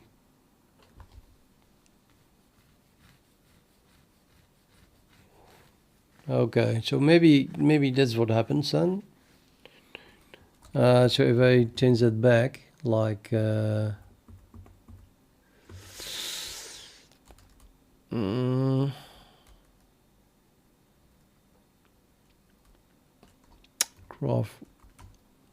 So if we remove this int, does that fix that problem?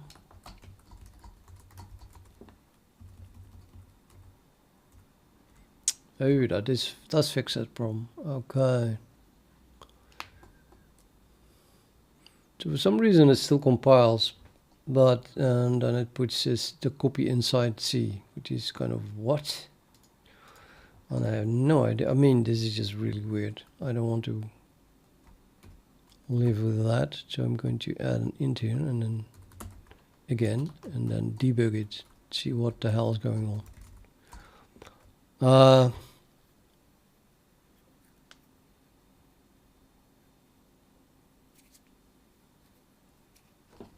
Hold on.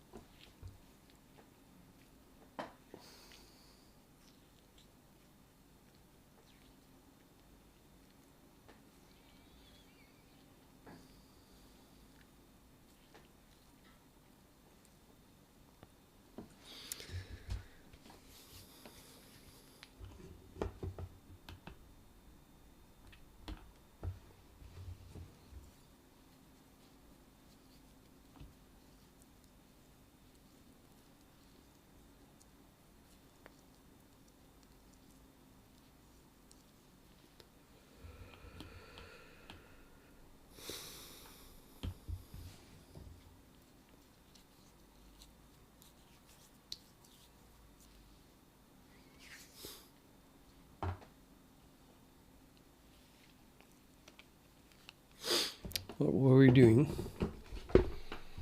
Clause, I think.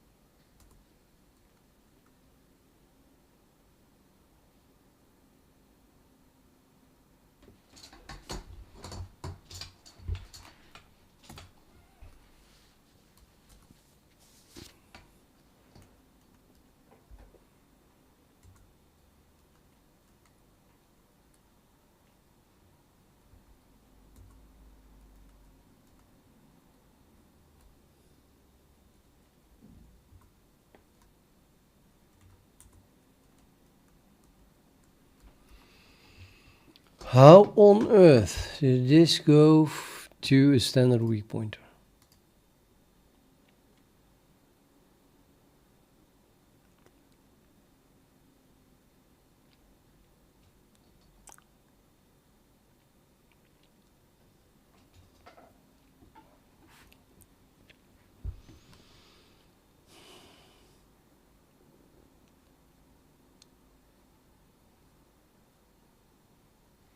So other converts to his standard weak pointer over graph tracker. Oh, maybe it does. Yeah, now I think about it, it does. Hmm.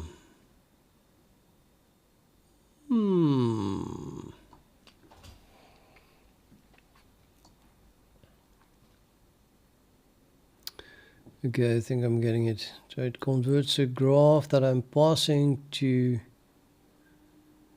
its tracker pointer.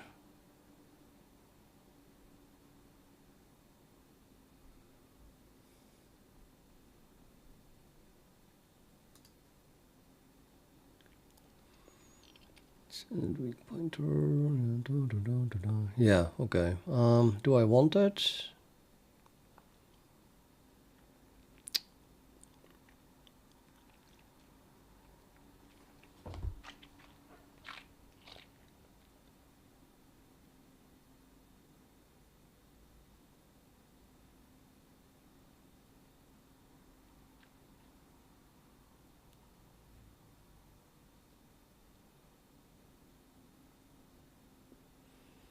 It's kind of surprising, this.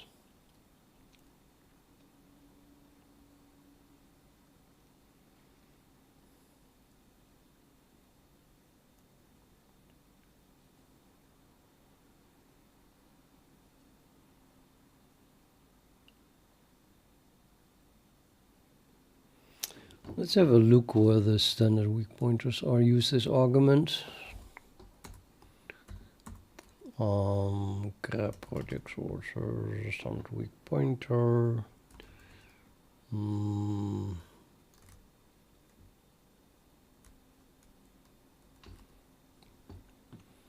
not sure if you want to see. Oh, I had only node trackers and graph trackers. Let's at least look for trackers.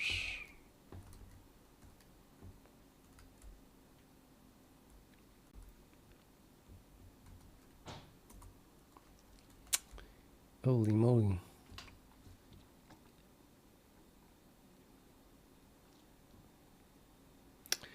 I want to do something else too this weekend.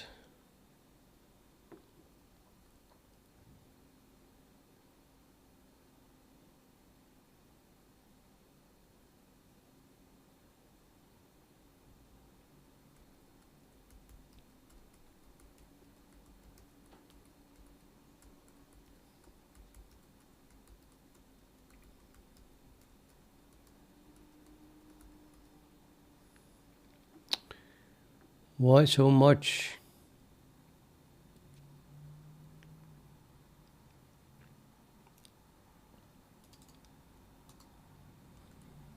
Okay. I want to look for everything, I'm afraid. Everything that's not in source, that is not debug code, that is actually a function or a constructor. And then we want to know if there is another one that takes a non-weak pointer, or in this case a graph. Level node is not derived from a graph, I think. No, it's not.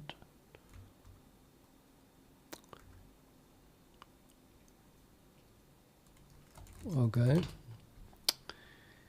Level node 24. Rain. There's one. Good graph. Colombian region. Other. Well, it's not derived from a graph either. That should work.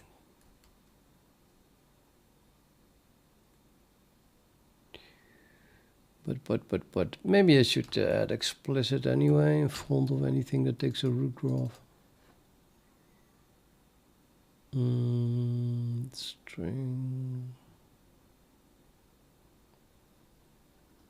I'm not sure if that still will compile then, but let's try the explicit.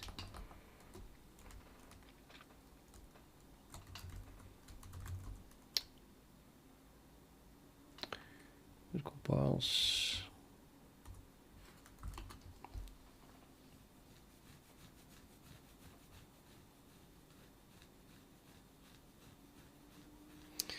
Yeah, let's do that first. So I'm gonna grab here for root. Still a lot. And even take this one then.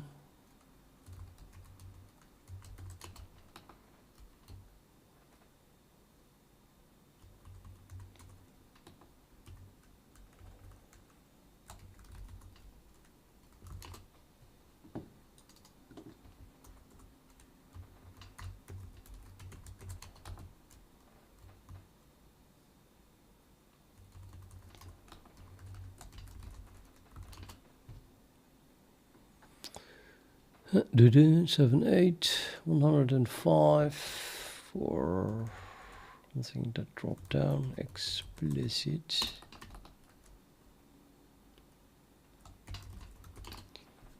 $105. Hey Louis, where's my 105? It's up here. No, it's here. That one.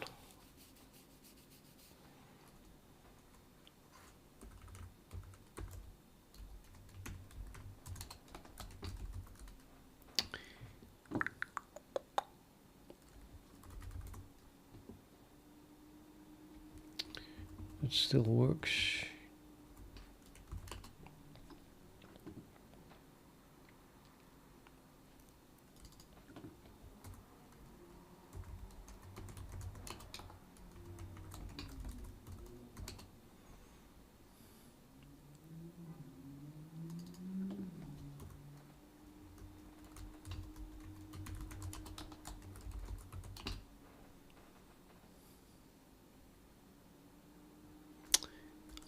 Yeah, wait, 35 item, that is not a function.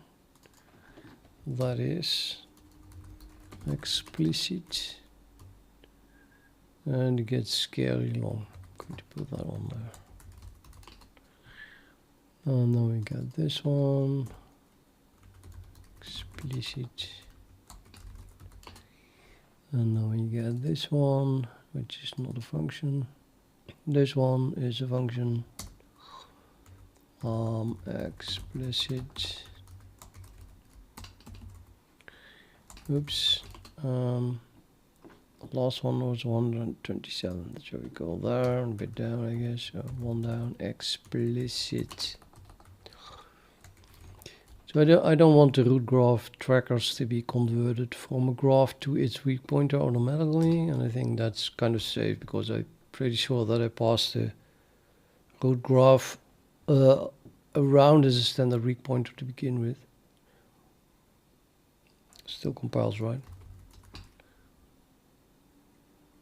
Did not change.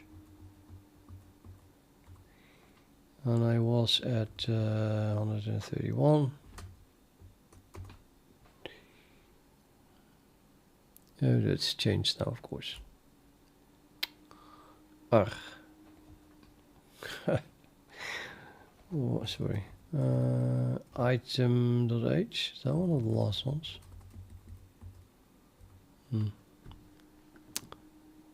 I don't think so. It's probably just swapped everything around. Really? Okay, big trick here.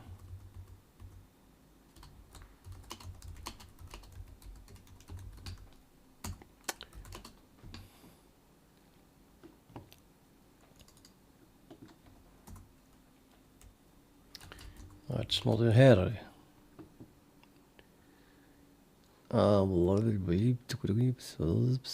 This one.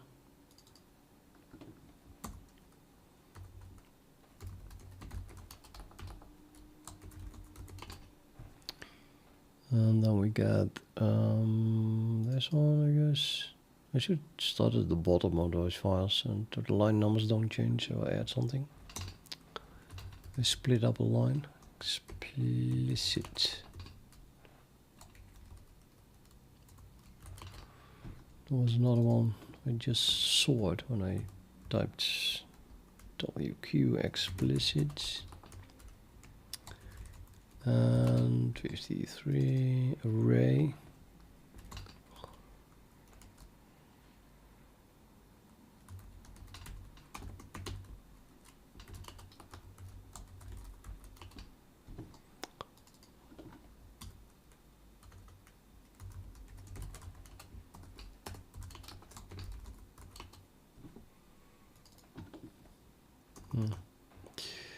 Well, that's it. And then we have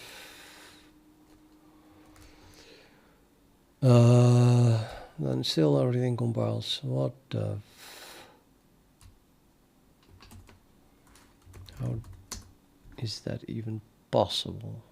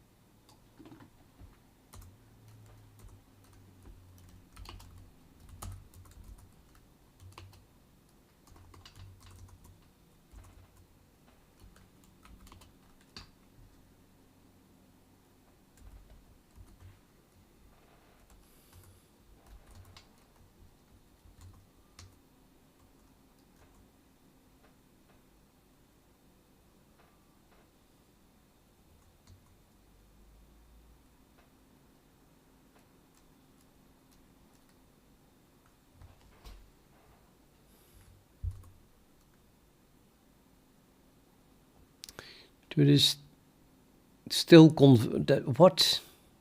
The whole explicit didn't work. Right, back to school. I don't understand this. Yes, I thought that explicit would stop that conversion, but that's nonsense. That only works for calling constructors. Arg.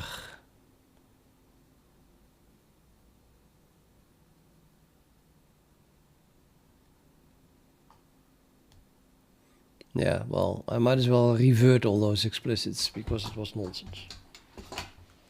Unbelievable.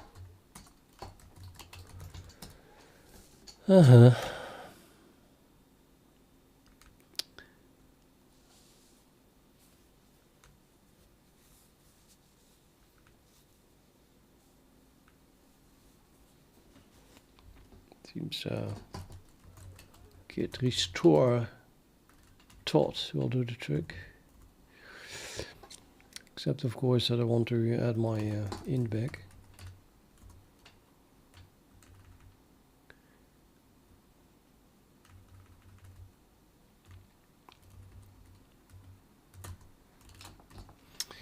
No, we'll have to do something else, like not allowing graph to convert to a standard weak pointer.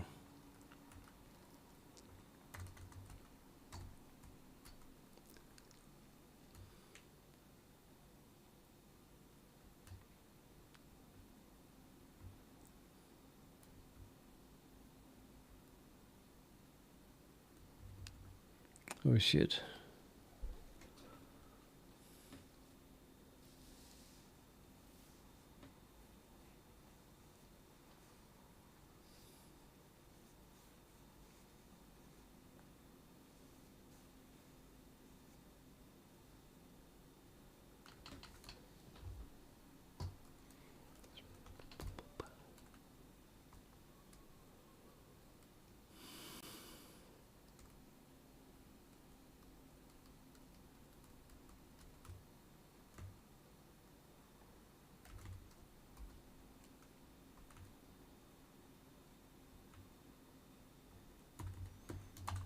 one. Automatic converts all the way all the way into utils somewhere hidden.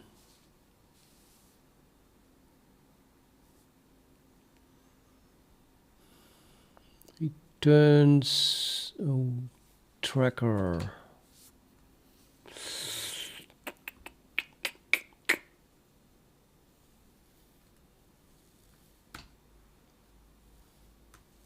Converting it to a weak pointer as well.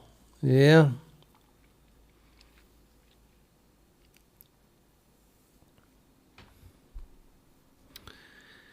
Oh boy. How do I fix this?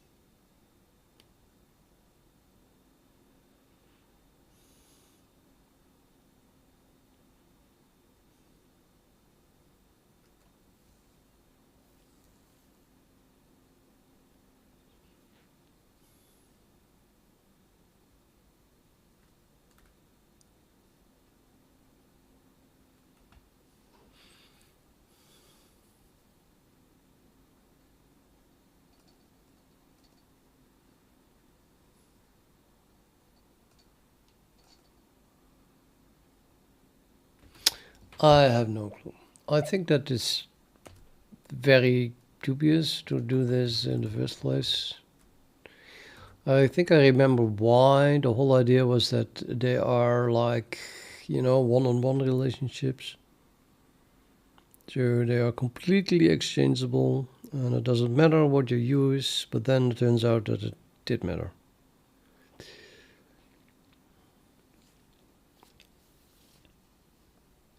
In that one case. Maybe, yeah, on one hand you want then to change that one case instead of removing this operator, right? On the other hand,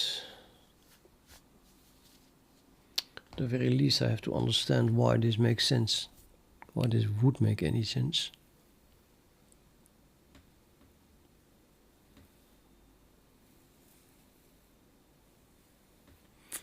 Do I also have the conversion back?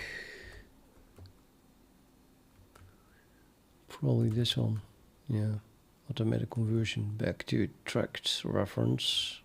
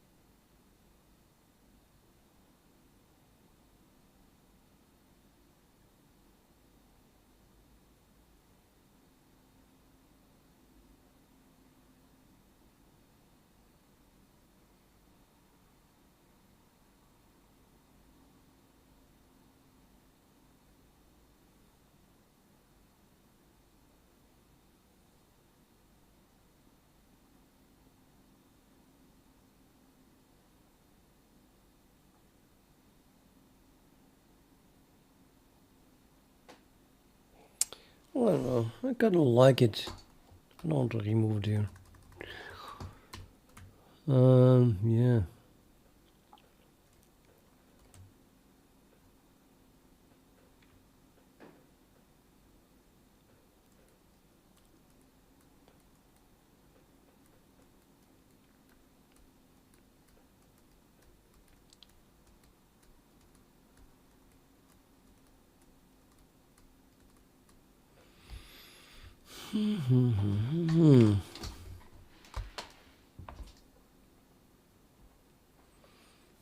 To make an exception for class here is weird to begin with.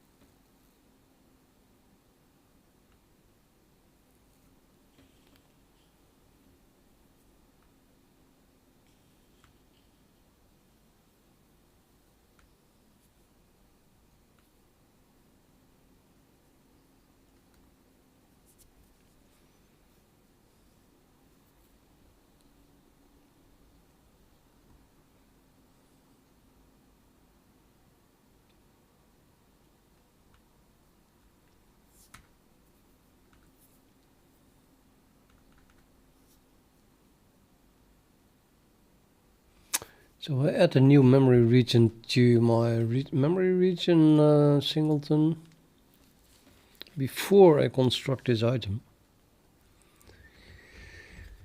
And then it would set the parent graph tracker correctly, I guess. And I have to pass the actual root graph to the item.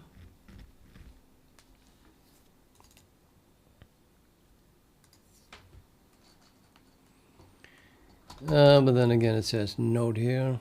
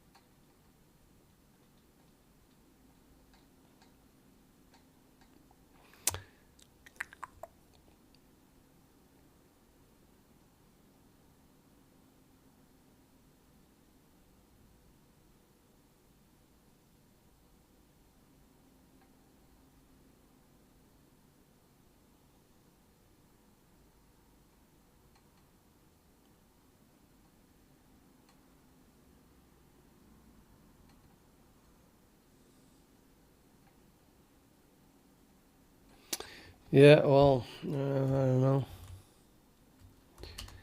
I don't know. Just leave it be, I guess.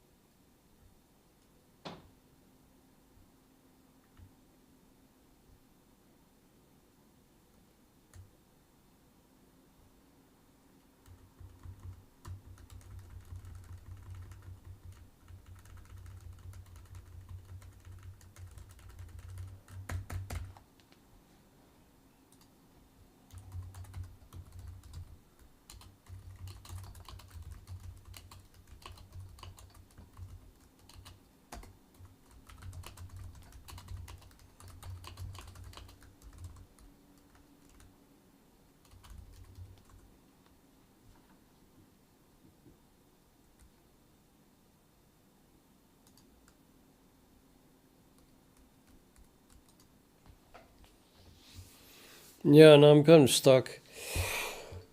It's absolutely not trivial to get a mutex, I think, for whatever object is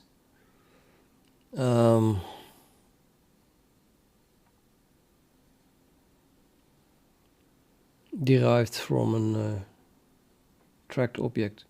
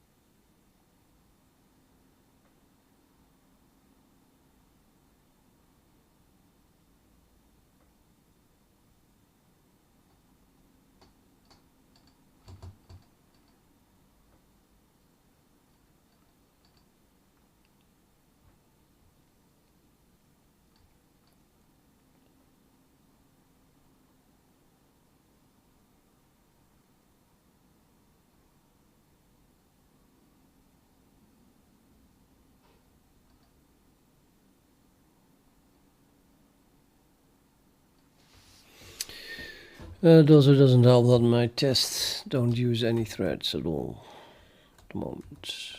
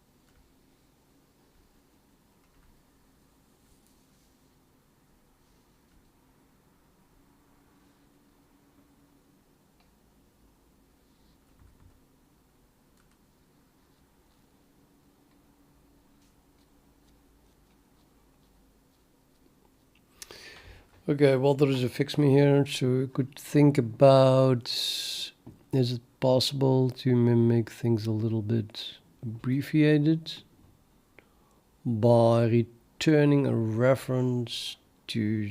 No, that's not possible. Well, actually, it is. No, it's not possible. No, it's not possible. I was thinking I can return a reference without... Say it's not locked. That takes a read lock, right? And then...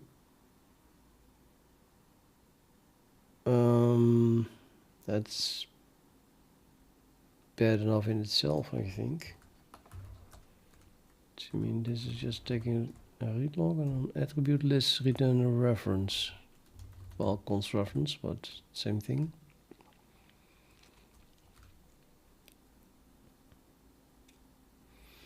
I need to keep the log while working on the attribute list, right? So while I have that reference, the log must be it must be locked. So this is problematic. Now if I write a statement where I pass, say, this to a function, then it works. I would construct this temporary here, which takes a read log, and then it would call attribute list on that, which returns a reference. And that reference then will be passed to that function without destructing the red object. That's only destructed after the function returns and so on. But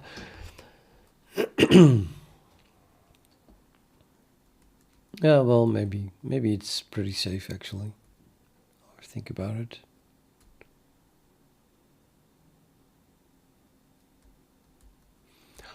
What would definitely not be safe is storing the result in a new reference.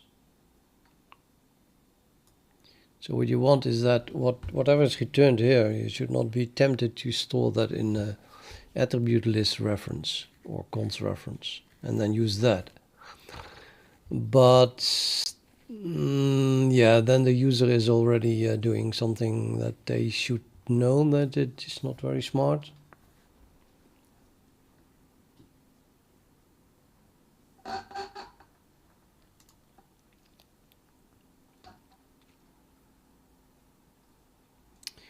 But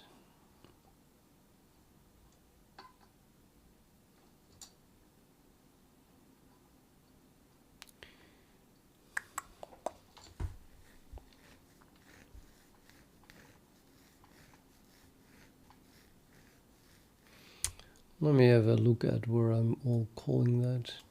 Anyway, this function here, that definitely won't work, because let's say if you want to replace this with simply a call to that function and then have this function do the locking, then whatever temporary object you construct here to make the read log, that's going to be destructed, aka the read log is going to be unlocked, it's removed, and then we return the reference to something that is no longer protected.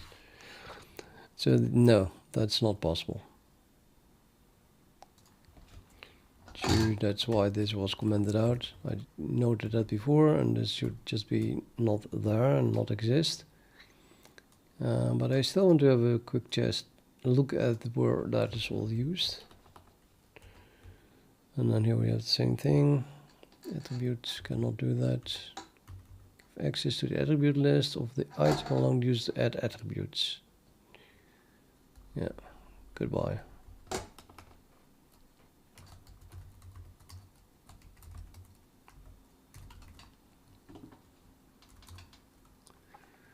It's again quite a lot.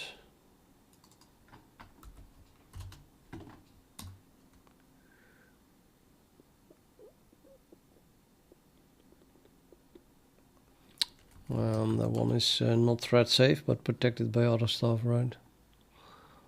Same thing here then. Edge prints it.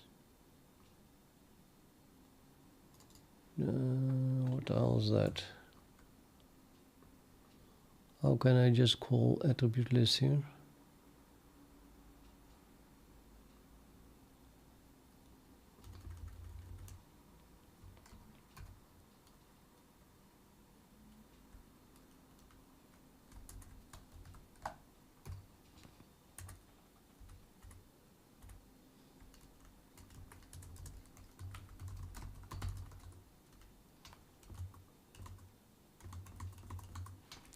Nobody knows.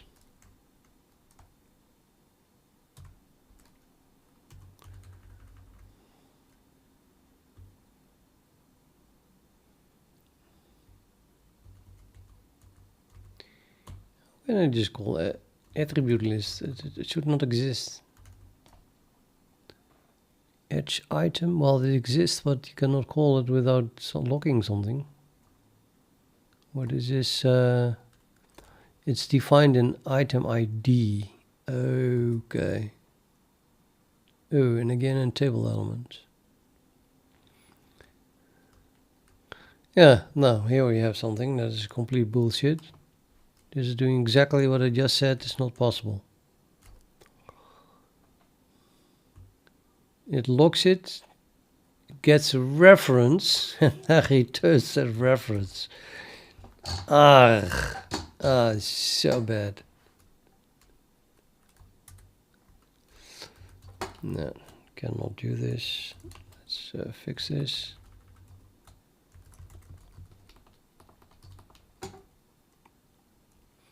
That is a problem though. I need this node item, which is node item. Okay, I could call this and then item on it, and then take the cred and then etc. You get such long code that feels like something is wrong.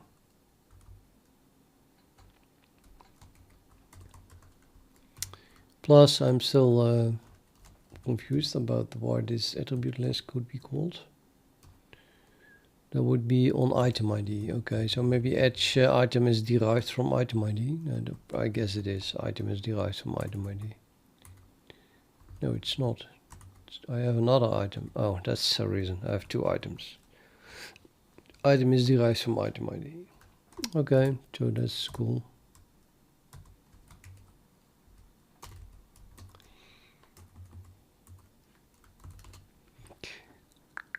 And then we have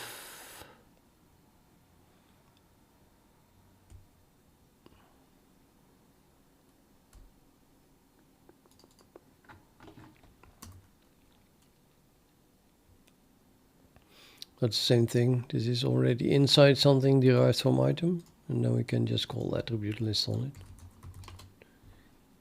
That is then already protected.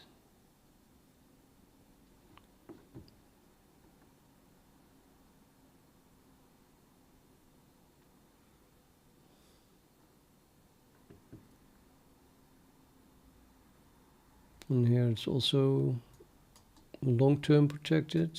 Item R is being used here. Plus it's just passed to a function, but that's always okay. We just shortly use it. It's not being saved or anything.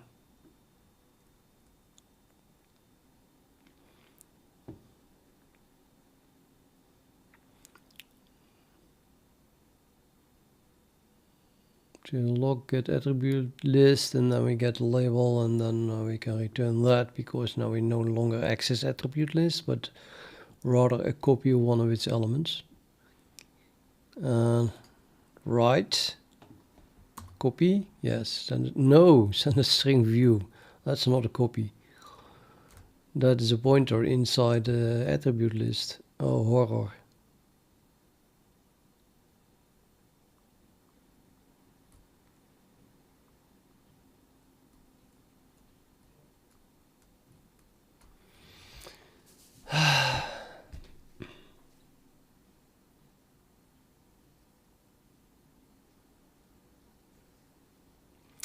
But yeah, on the other end, label, I think label is only used like at the end, maybe.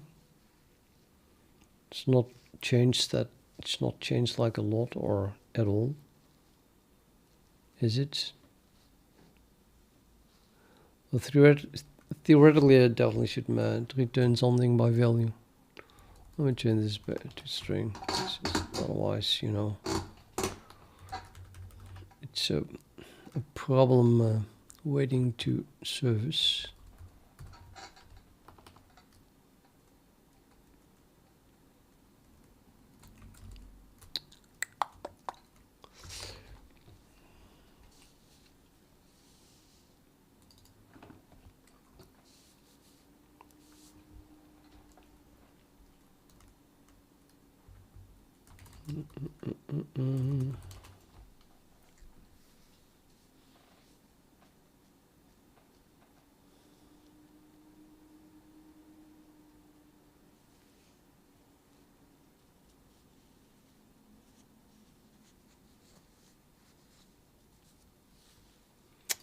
What is this?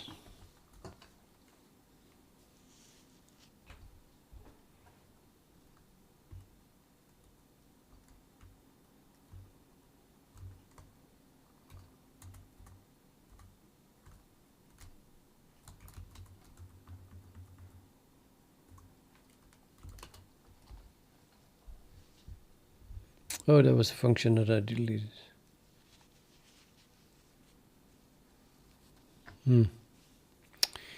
Right, and we are at table elements. This one maybe. Let's print stuff.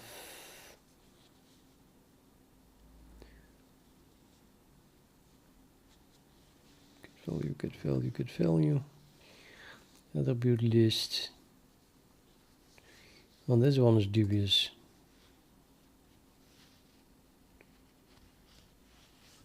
It's again a string view.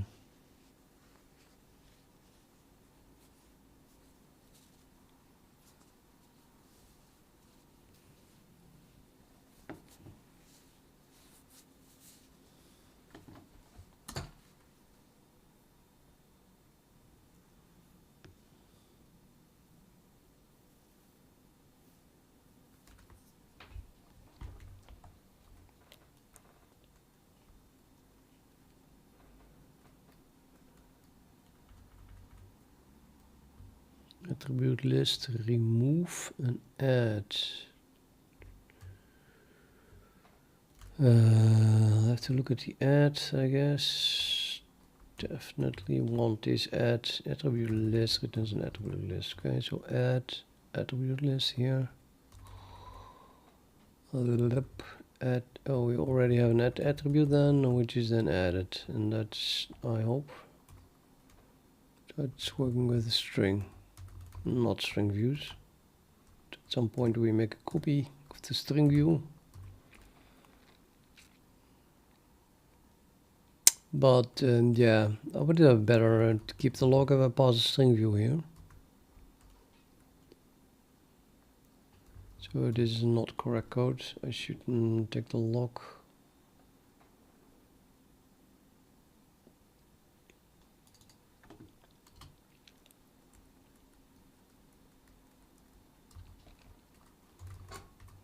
It's what are just constructor thing from here.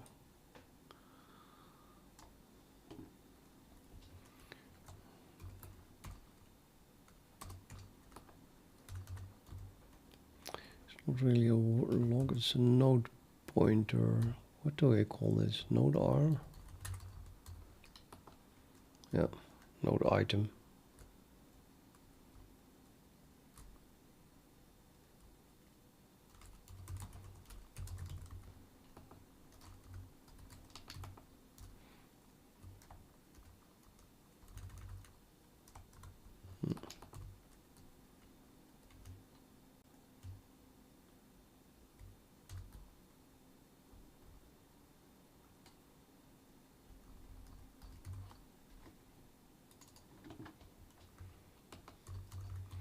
And then we have to keep the log until after we called set what.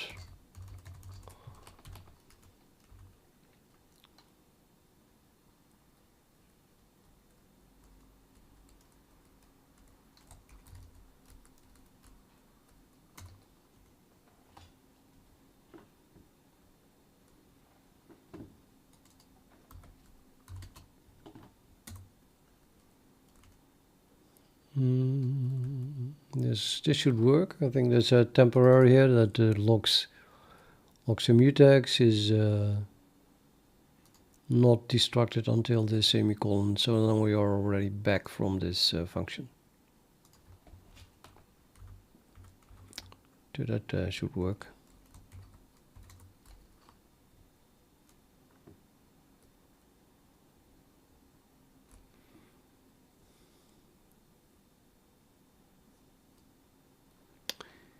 Did I look at this one? Yes, I did. So that returns a string now. Let's see if this compiles. It doesn't. Well, why not? No viable conversion. Alright, you cannot convert a string view to a string like that. That's explicitly casted.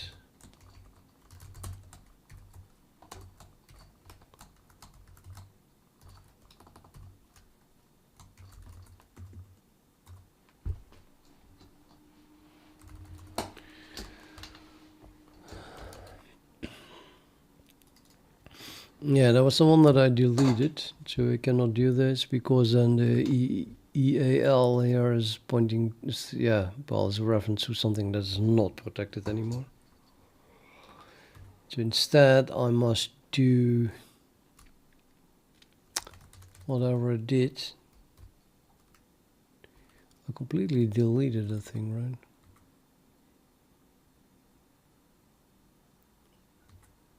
Yeah, not smart. Okay, get if.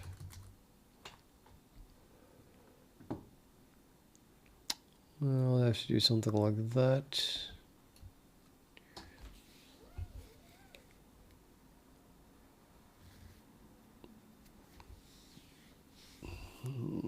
Probably just it's just an item, right? It's an item pointer. Let's just copy this one. It's probably closer.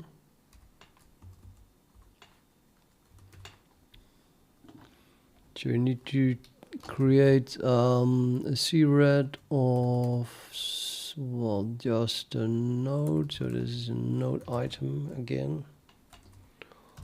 Read locked.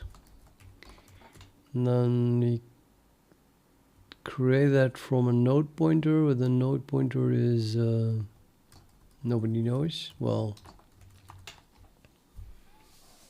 I guess a table element. Table element is has a node pointer, so I can just call node pointer on the table element.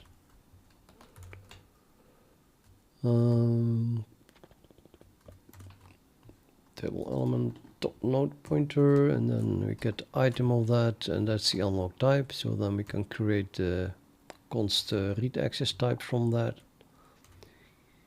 and then that we can use to access the attribute list, and then we are still locked until we are done with it.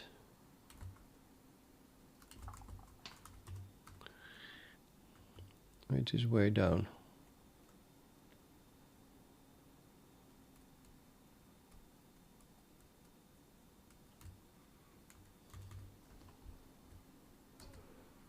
Well, just use the end of scope, I guess, to unlock it.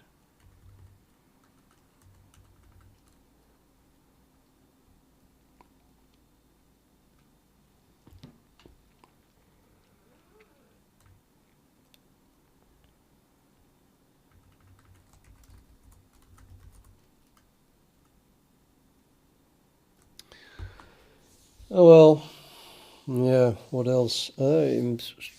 Trackers are not thread safe.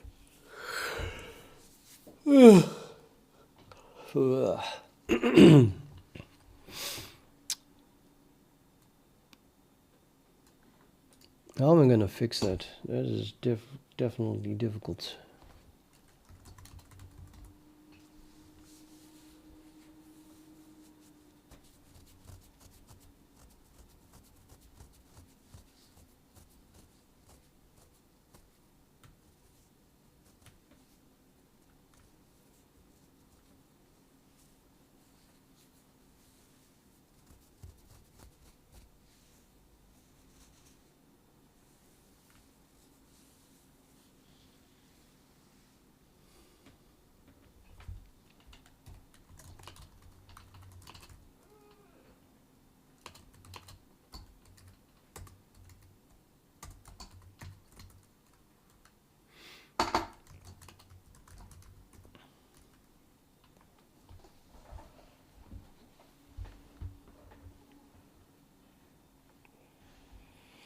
So some thread is trying to access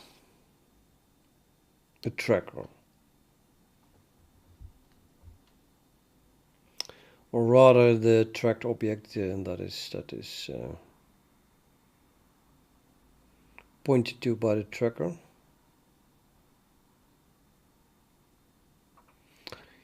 Normally it would just ask the tracker to give it the current pointer. And then while we use that, the whole object should not be moved, of course. the tracked object itself.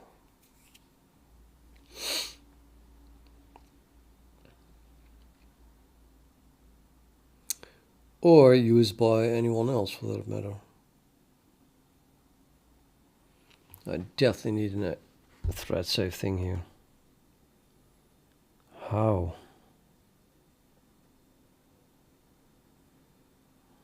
Probably just need a mutex for every object.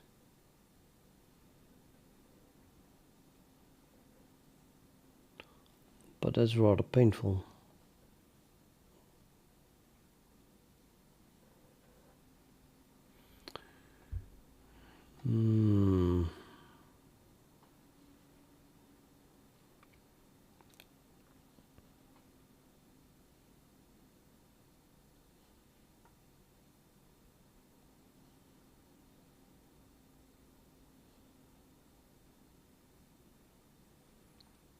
What is that thing here?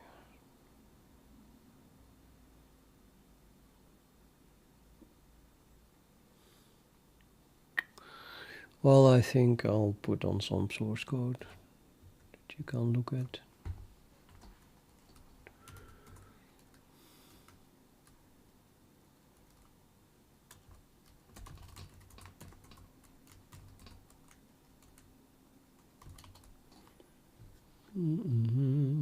Yeah, well, I don't know which one.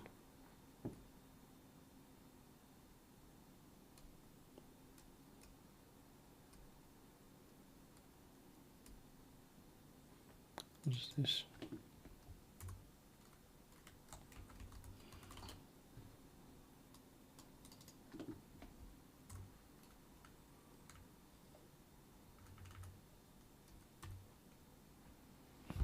Yeah, something.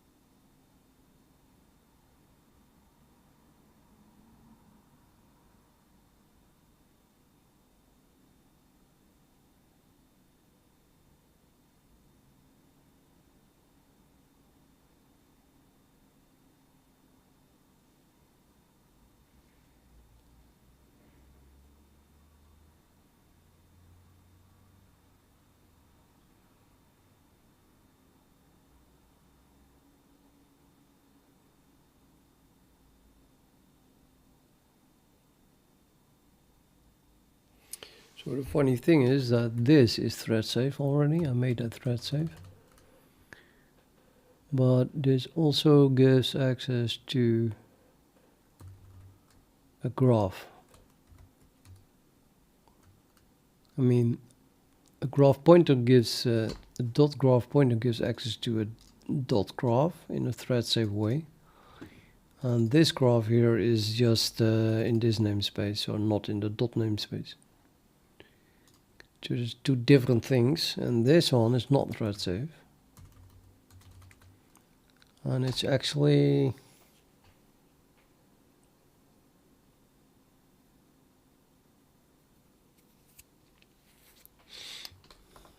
yeah,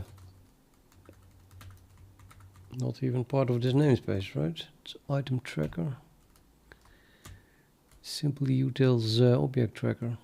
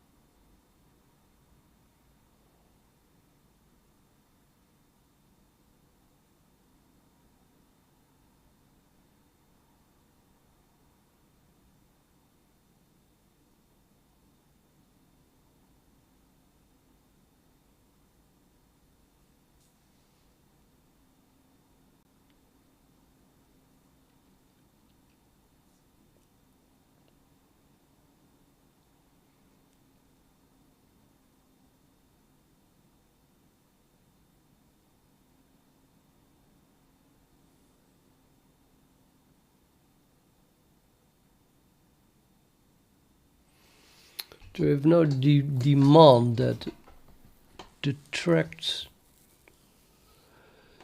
pointer is actually a unlocked type or an unlocked base, even though it's not a base maybe then, but it's a pointer.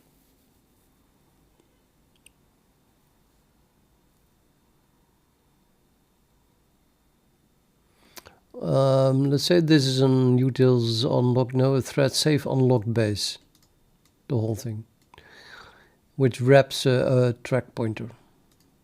And then it's just threadsafe by from the fact that it is part of namespace threadsafe.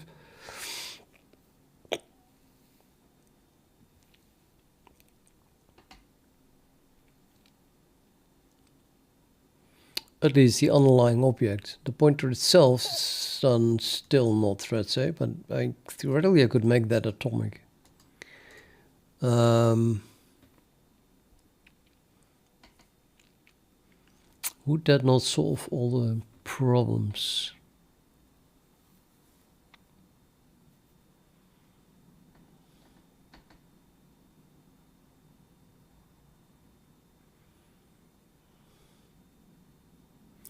Then I would get back an unlocked type here.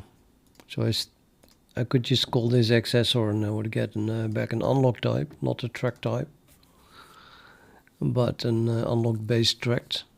And then I would still have to log that, which then would block if, someone is doing, some other thread's doing something with it already.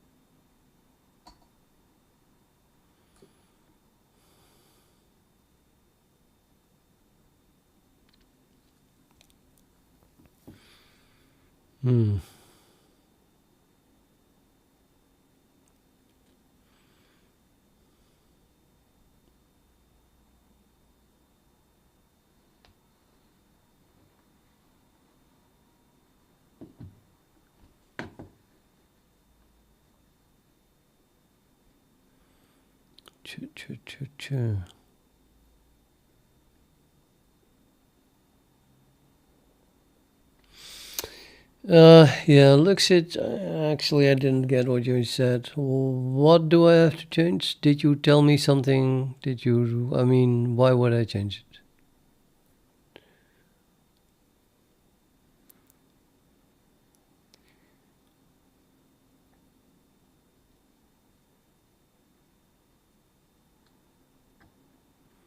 Just looked at Sil here. Probably not. I mean, I don't see him.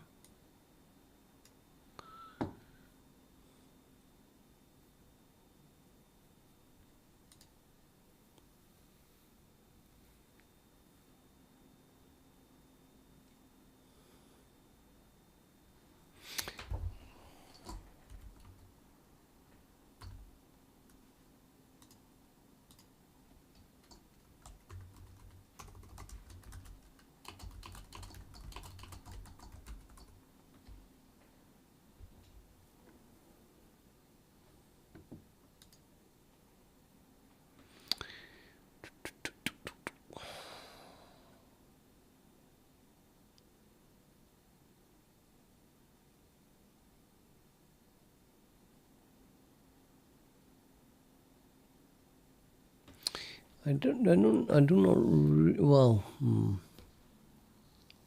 I could make an atomic pointer, maybe, atomic pointer to an unlocked.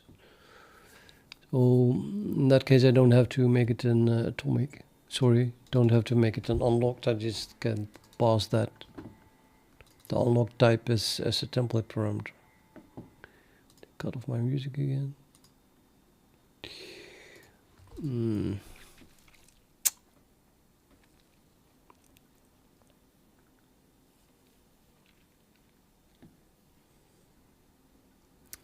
no. Difference is if I use an unlocked base, then I already have a pointer built in with support for reference counting, aka boost intrusive pointer. And if I do nothing except making it an atomic,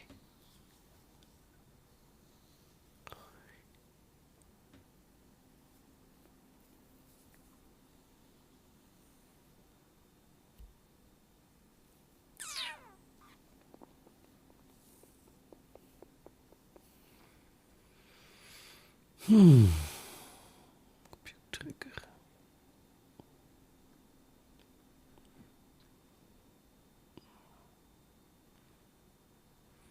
Yeah, well, if I do nothing except making it an atomic, then I have to just pass the unlocked thread safe unlocked to the as a template parameter here.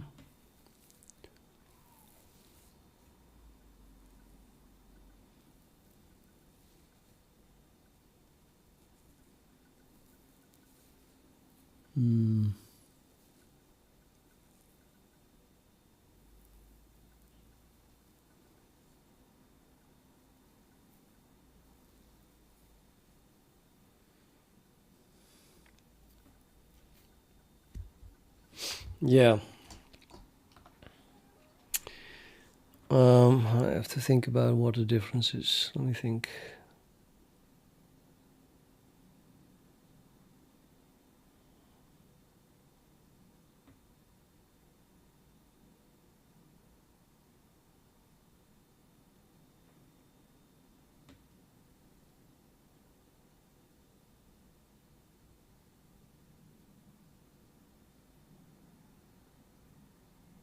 No. Yeah, I don't need reference tracking. It's a one-on-one relationship. There's only one tracker ever. It's no reference counting needed. It's also never a base class. It's always the most derived class that you have to pass. So it's completely not necessary to use unlocked base. Therefore, I can keep the pointer in this class and just change tracked itself into thread safe unlocked.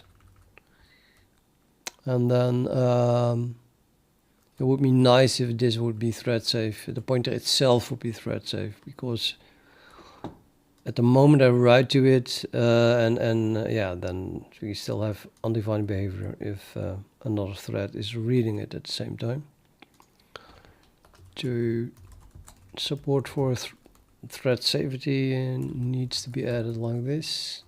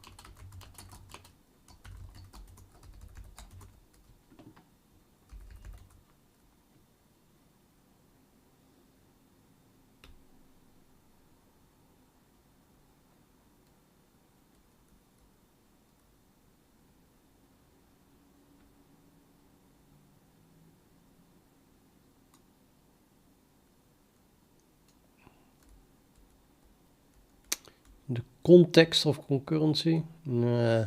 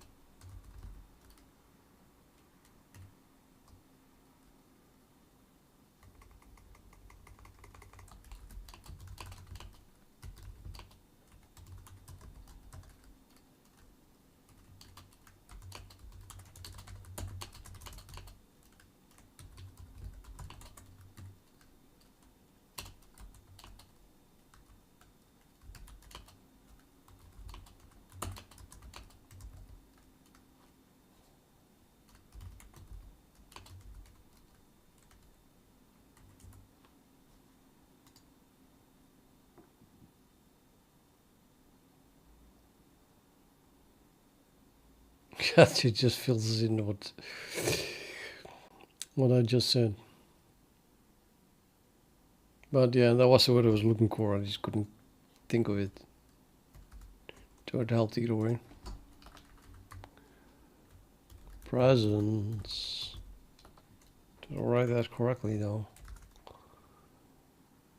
Presence SC, okay.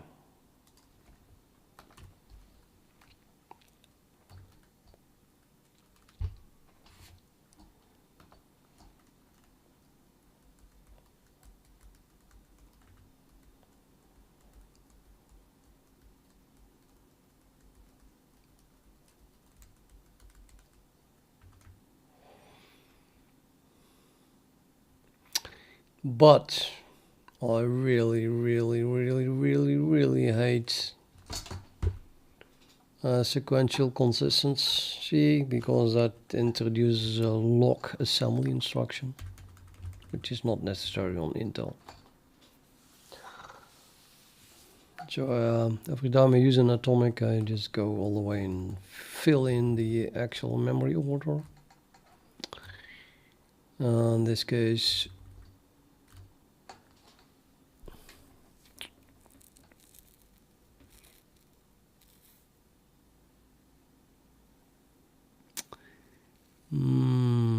it probably doesn't matter. I think we have everything can be relaxed, because it's just it has to be protected by some critical area anyway, which then syncs everything.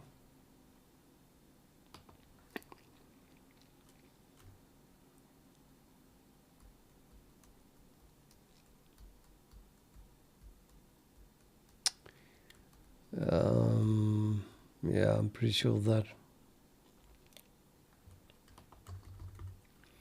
Let's add that as well over here.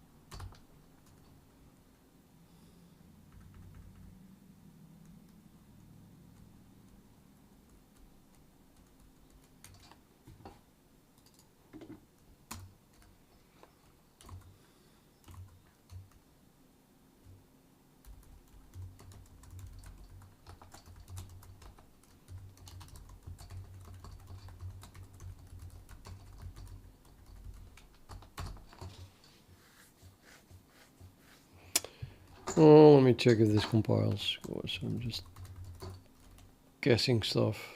I think, you know, knowing my memory and stuff, but it works. And then of course you need a comment that explains why we can use relaxed here.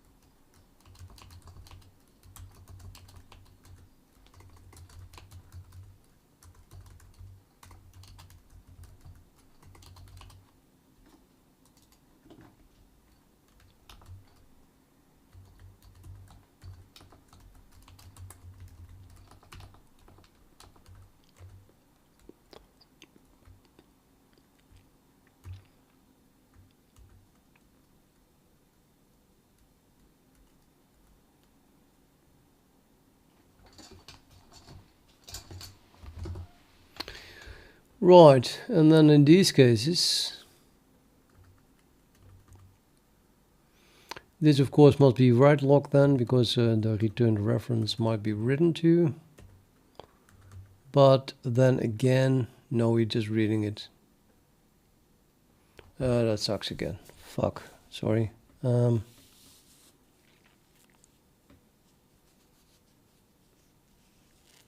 I just said is nonsense. It is nonsense. We do not have to be in the critical area. Or do we? Yeah, we do. I mean, let's say there is no critical area, then it would be possible that one thread reads the variable, reads the pointer, and then another thread changes the pointer, and then we return the old pointer. That you don't want that. So you really have to read log it before you access this this thing.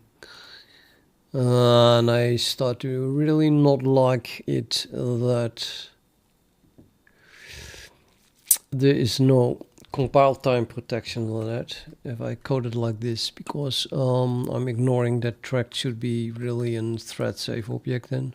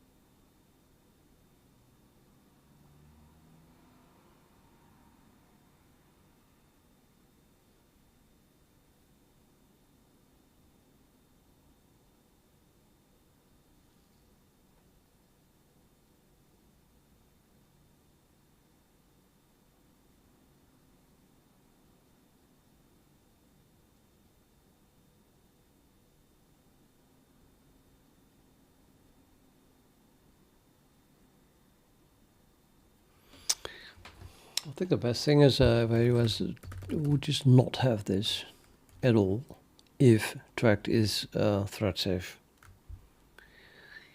Maybe you should make a new clause specifically for that.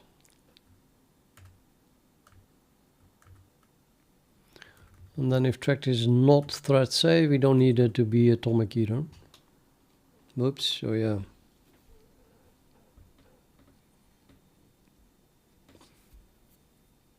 Unless I want to avoid code duplication by...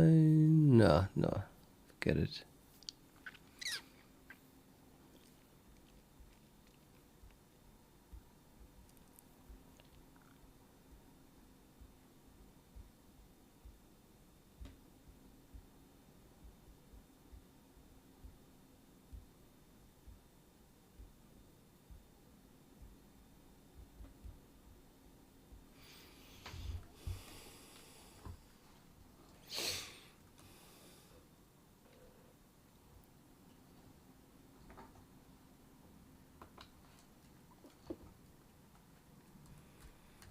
Oh shit, really. I'm tempted to just copy everything to a new file, util threading object tracker, and then make that thread safe and well, supporting thread safe unlocked and stuff. But that would be a horrible code duplication, of course. So I start with copying this. It's not that small. Well, that's just example code. I have object tracker and I have tracked objects. Okay, it's actually pretty small. Maybe I have to do this then. And then at least begin with it.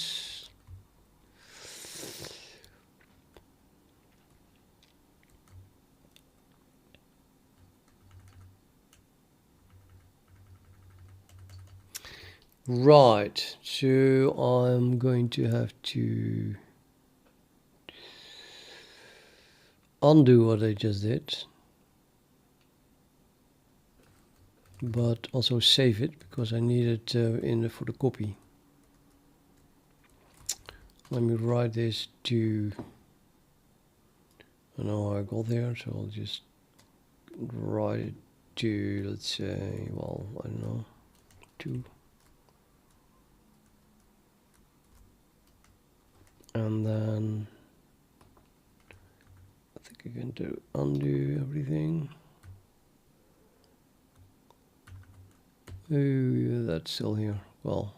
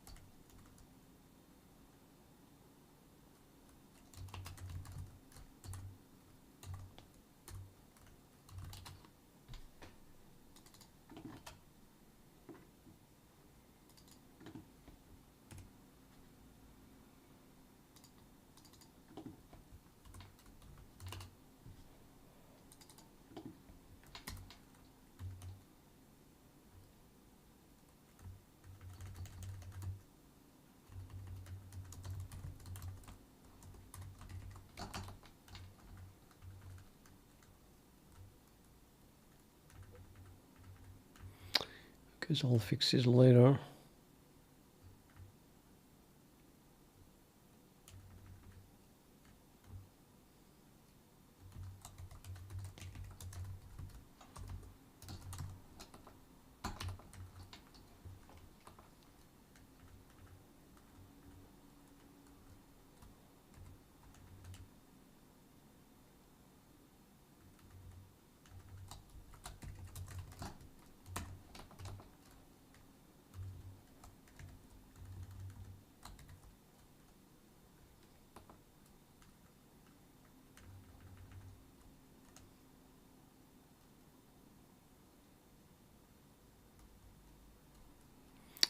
Okay, so I don't have to add this anymore, I think.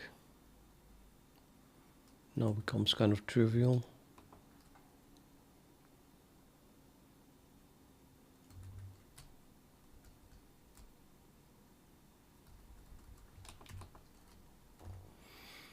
Now I must make sure that tracked itself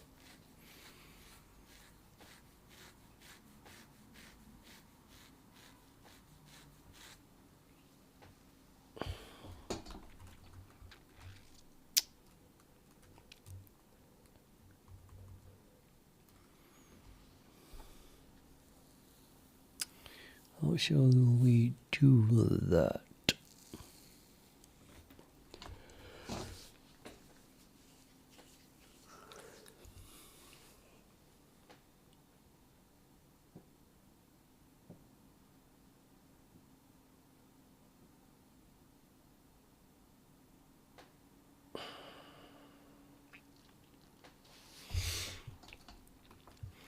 I think I just exclusively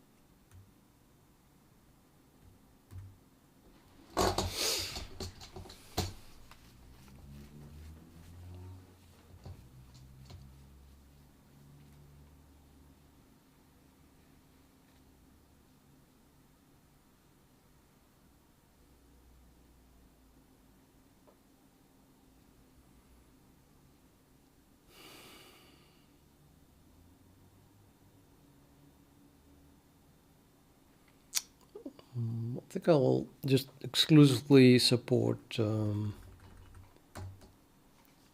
threadsafe unlocked, not unlocked base.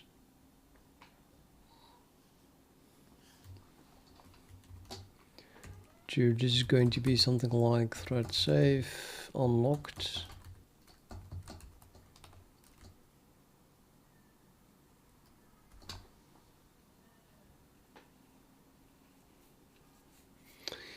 And more stuff. It's going to be difficult. So I'll just use track type here.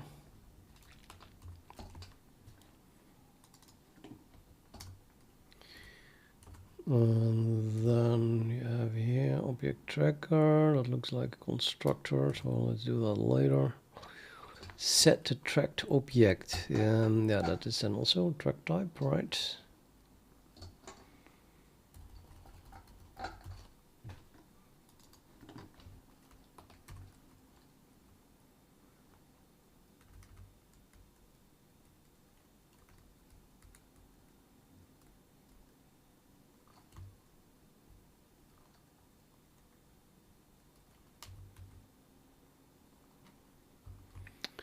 Not sure if well, no, I change it later.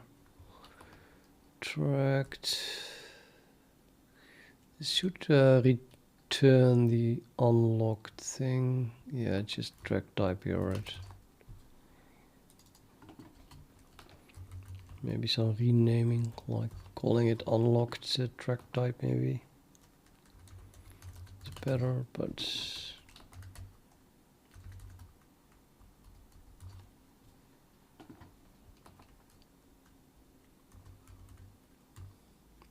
conversation. Oh, yeah, let's talk about automatically converse about.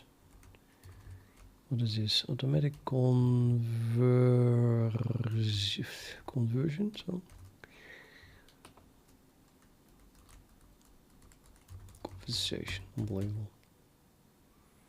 Automatic conversion to a tracked reference. Yeah, I'm still not sure about this tracked, the comment tracked.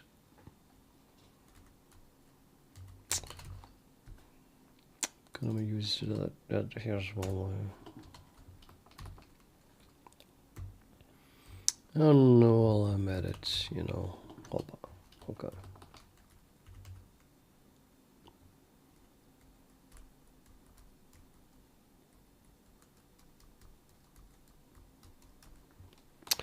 Yes, yes, yes or no? No, because yeah, no.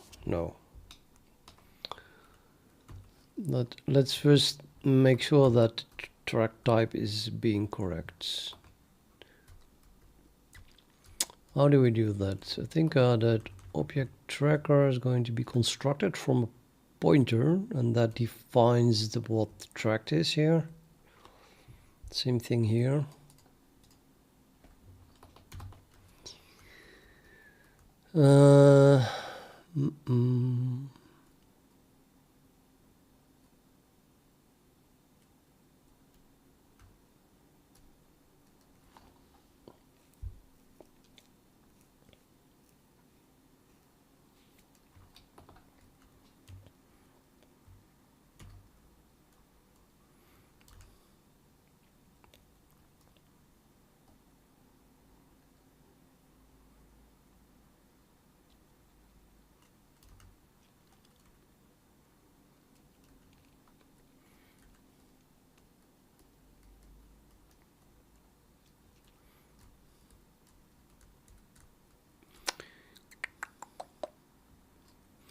I want a word unlocked in this. How to get that in there? It's unlocked and it's tracked. What am I tracking? It's not an unlocked tracked, it's a tracked unlocked, right? You could call it a tracked unlocked pointer. Unlocked object is a bit long. I think that kind of works.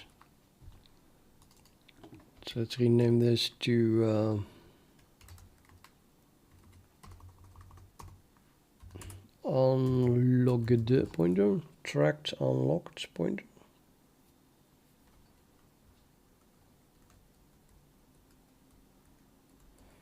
It looks like the pointer is unlocked, but it's a pointer to an unlocked object.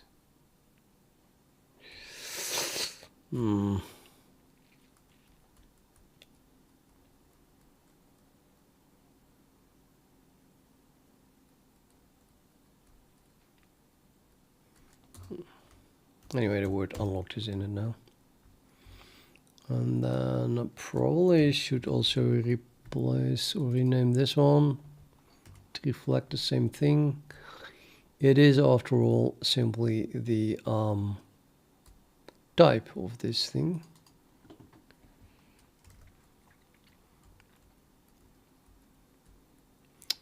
Tracked unlock pointer. Tracked type, tracked unlocked type maybe. No, it's not a pointer, right? The pointer's definitely gone. So it's like this.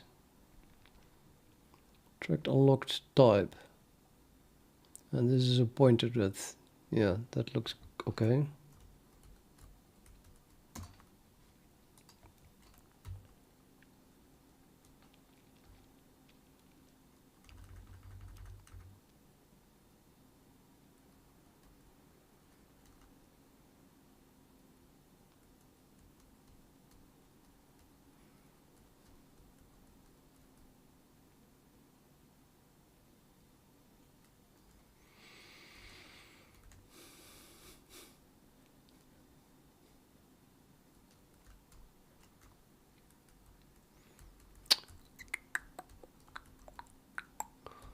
Maybe we should rename tracked to tracked unlocked then, because that's in the name here. So we have tracked, and I make that tracked unlocked.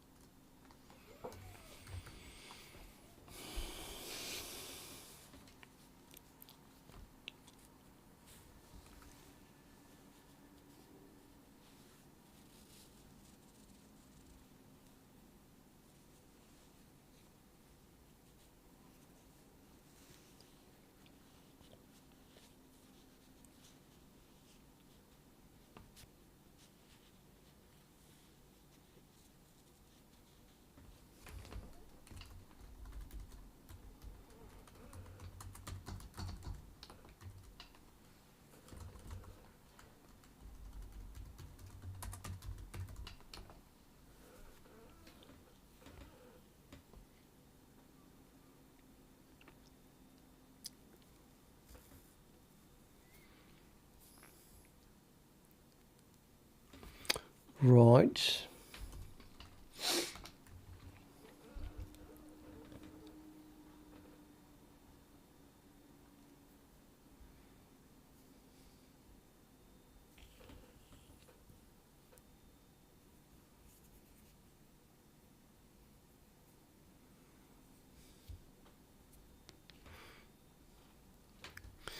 Now I can add a requires here, but maybe it's better to just... No, I named it unlocked already. Damn it.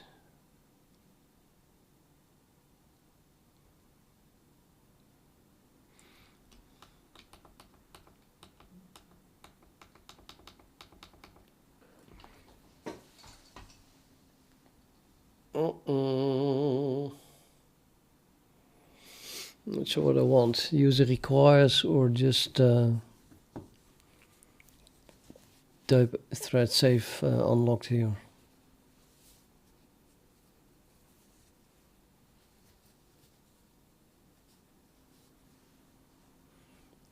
doesn't really matter, I think.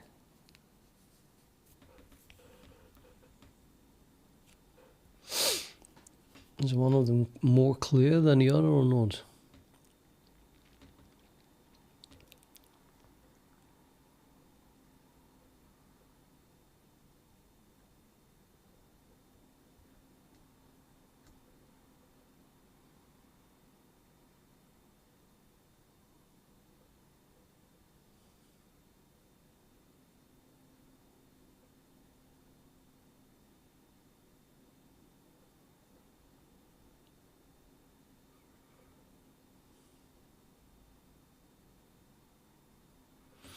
I don't think it matters. Let me just use it requires, otherwise I have to do this rename again.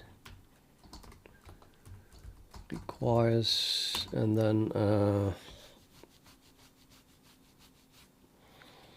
something with utils. What was it? Is specialization of. Yay, it's green. And trace unlocked, comma, thread safe, unlocked.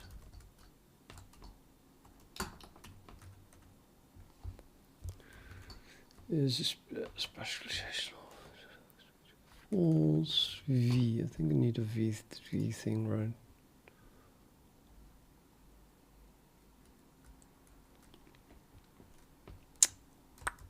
I don't know. Probably.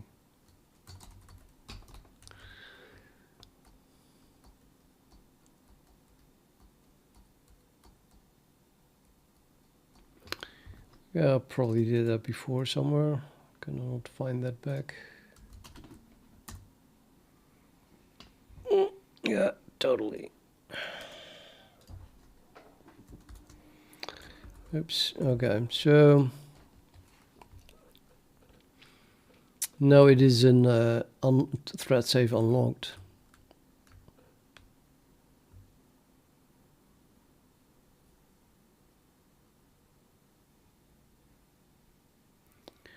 Well, I don't think it hurts to know what the object type is that we are tracking. Might as well add that using tracked type, right? That was the previous track type. So that would be type name, unlocked type, something, nobody knows what. I think unlocked knows it. Unlocked is the T, that would be data type.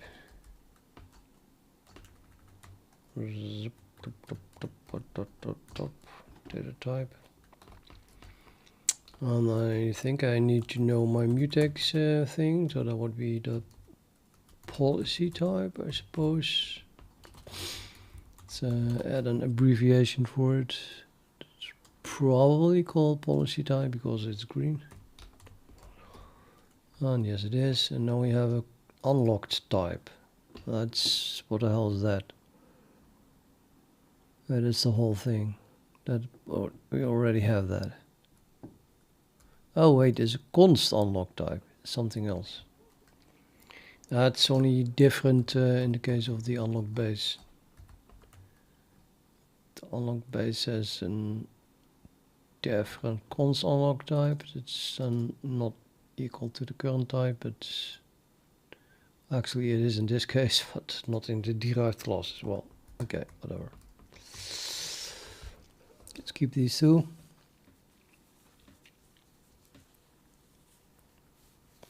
Or maybe I will need it. I don't know.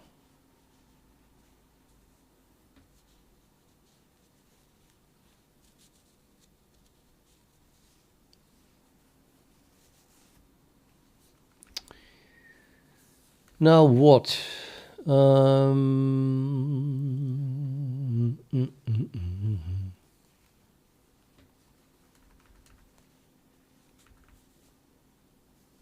So far it didn't really change anything, except that I force now that it is a thread safe unlock type.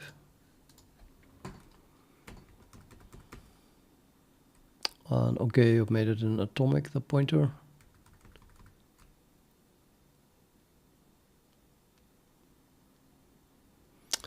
So the problem now is that at the moment I call set tracked unlocked, which I hope is only happening from down there. So yeah, nobody else should do that. Might as well make it impossible for someone else to do that, right? So I have this 4 declared already, tracked objects.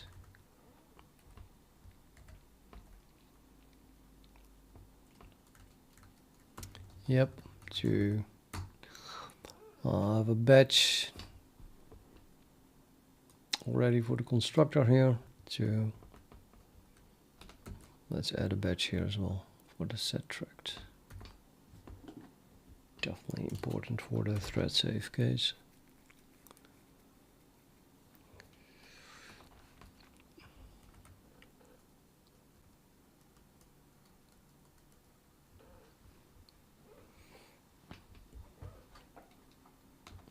And then nobody can call it anymore except this class. So, well,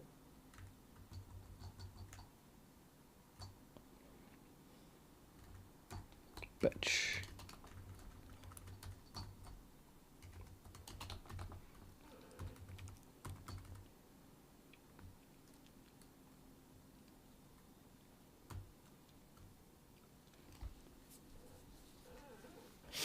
Now, during destruction, I'm not very worried about thread safety anymore. But in this case, we are being moved. The tracked object is being moved. Base classes have already been moved. The derived stuff is going to be moved. And we're suddenly in the middle of moving. So, I'll have to assume that it is locked. Otherwise, it is already locked. But yeah, of course, because the whole object itself. No, it's a tracked object. No, it's not true. No. Oh my god. I think I'm gonna stop. Making too many errors. I have to think about this before I type something.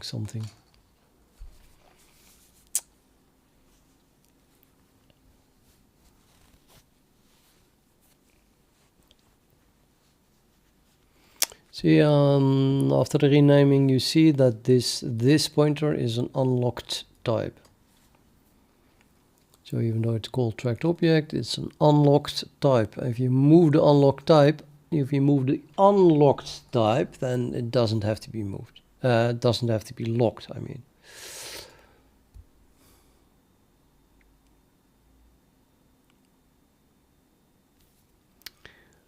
Which then in turn means that we can call this without having any lock. And I would say, well, then don't do that, just lock it. Now I have access to that. But that might be too late. As I explained before, I think. Well, I didn't really explain it. That might be too late. This is just some base class. I mean, just if you start locking now, that could already be too late.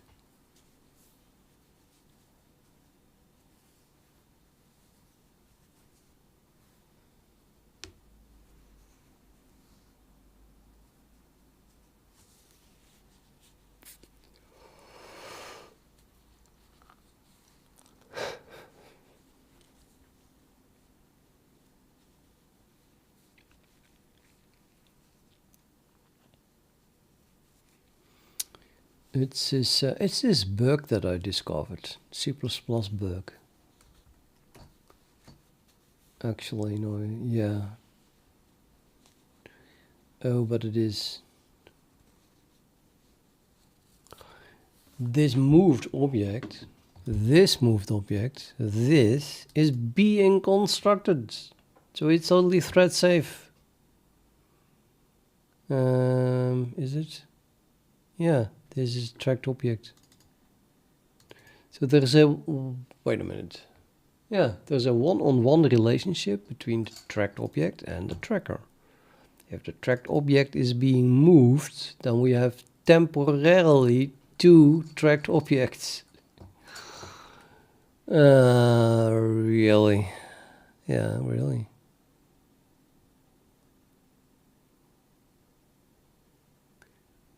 How on earth can I make a copy of an object that contains a mutex? I just get something that is ignoring the mutex, I think. Creating its own mutex. I'm still making a copy though.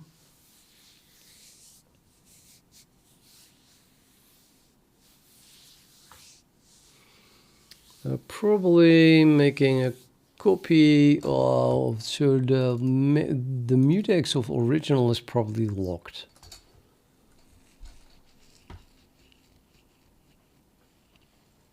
No, it's not true. I think it's impossible to do it. What the hell?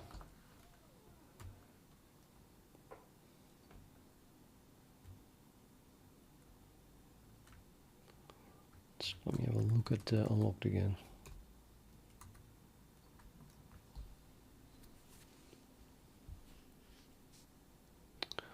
So I changed the unlocked in the last month or so. Before it was storing the protected object, which is T. I was storing that in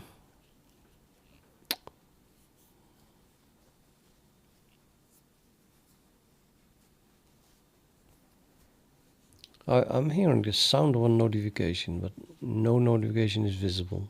It starts to get annoying.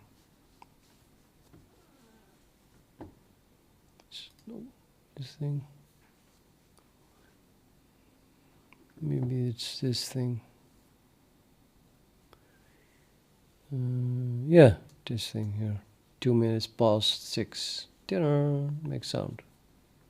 Tells me to go eat. Who needs post bunny? If you have K alarm. I'm just kidding. Hi post. Are you there? Okay, let's close that again.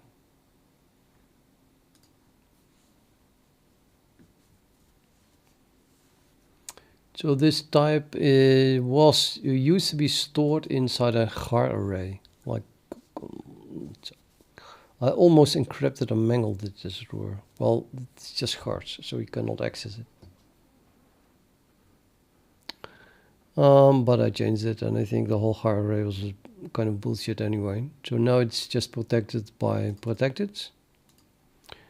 And if you make a copy of unlocked, or you move it,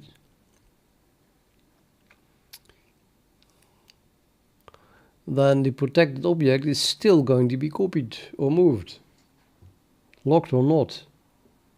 That can't be right. Making a copy of unlocked means that you read T. Moving it also means that you read it, and then you construct it somewhere else, but okay, still read. So it should be read locked at the moment we do that. Plus there's a race condition. It really doesn't feel good is, so do I even have an unlocked copy constructor?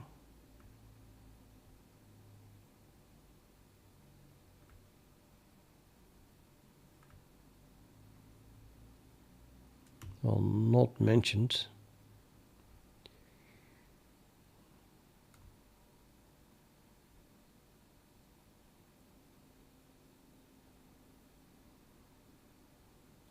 Unlocked.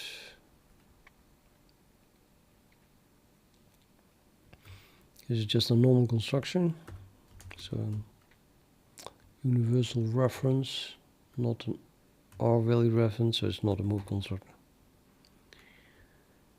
And here we have nothing, which means that it's probably compiler generated, right? And then you can just copy and move unlocked stuff whatever you want. Totally not thread safe.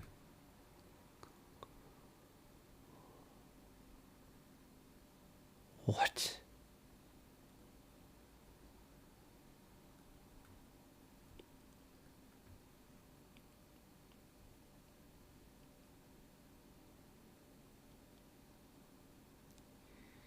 No, wait a minute, you can't. It's you could definitely cannot, because we also have a policy mutex there, which is probably preventing us doing that.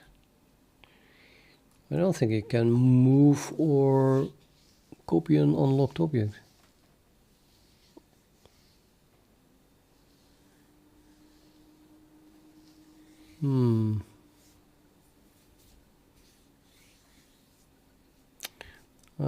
I should probably test that.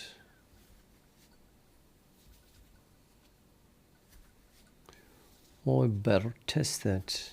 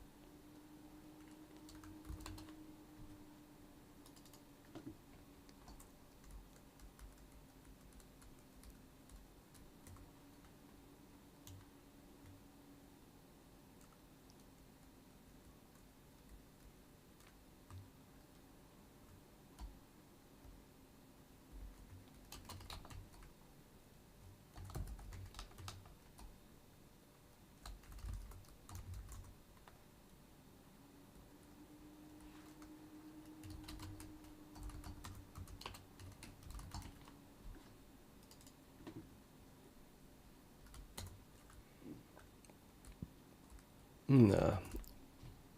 I should go to the test suite of threadsafe, I guess, to test this. Let's make a new tab. Am I working here actually?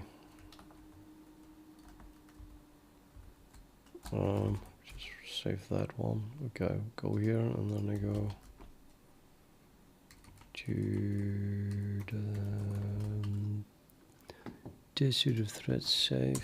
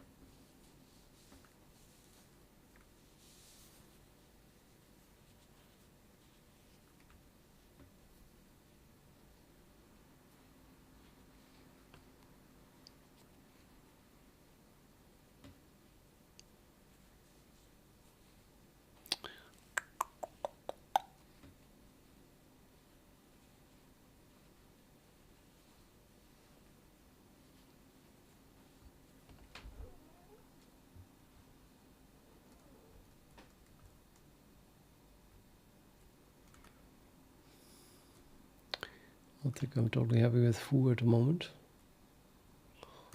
Let's test copying this one. So I'm doing that one, and then we make a second read-write version by just copying it. Can I copy an unlocked thingy? Shit, I can. How is that thread safe?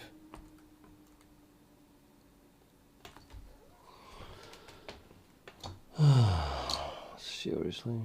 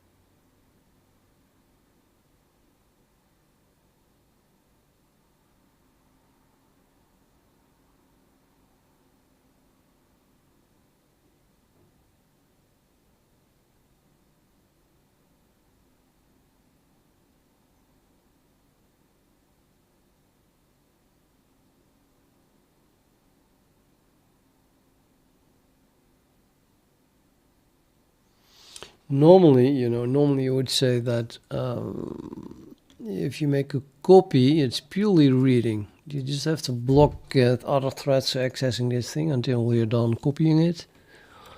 And then they can continue with whatever they want to do, right? So this would be okay if I could read log this thing, like maybe disallow this, but allow read logging it,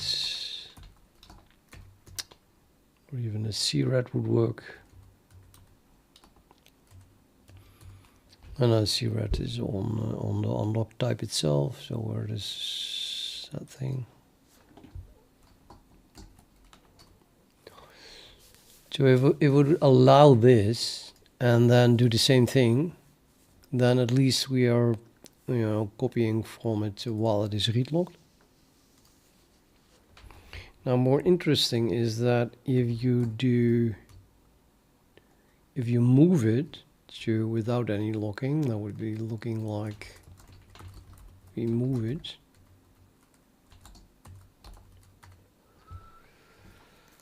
That is a whole different thing. We start copying it, so it's the same as this.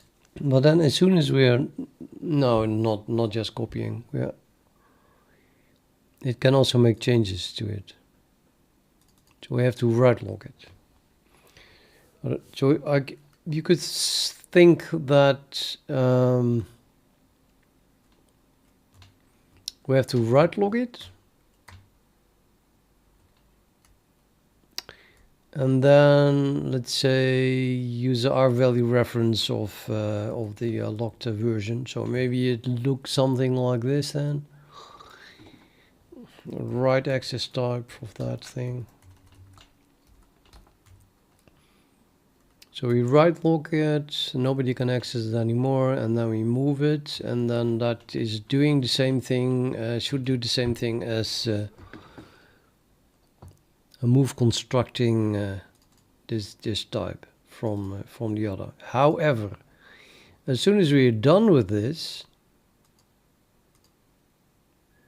and we destruct the write access type, aka unlock the mutex that is protecting the thing, then afterwards we don't want any thread to access it anyway.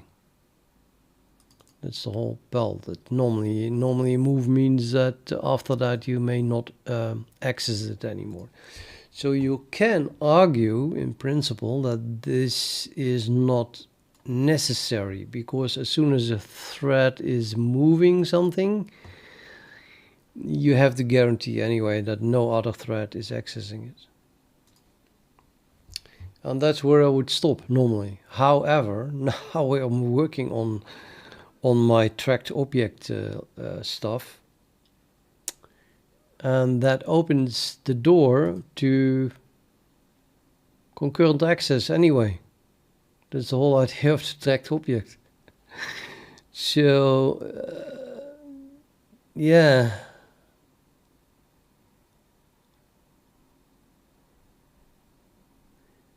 confusing, but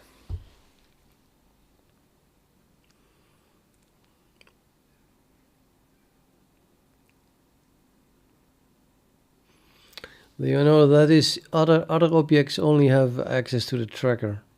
So we would move it, and then after unlocking it, the other objects have access to the tracker, which then is updated to point to the new object. So the old one, that would be this one, is actually moved and nobody is accessing it anymore.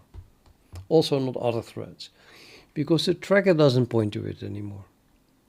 So this then would have to be an unlocked, dus unlocked, something where foo is a tracked object. And if you move that, then we can still have trackers that point to it, which then still can access it after it is being moved, right? But in that case, I still need to do the write lock, because you cannot assume that afterwards it's not being accessed. At least not the thing that we're trying to move. This is the unlocked thing that's being moved. So it's confusing, but I think I need, if I want to support this, then yeah, we are going to need to write lock something while moving it, constructing a new thing. And then afterwards, the moved object can still be accessed by other threads through their tracker. This is super complex stuff. If I had more time, I really wanted to, you know, get Boost to use it, and then the world. It's kind of sad to throw all this away, because nobody will use it except me. Till I die, and then nobody will use it. Sob. That being said, it isn't finished yet. I didn't make it work yet.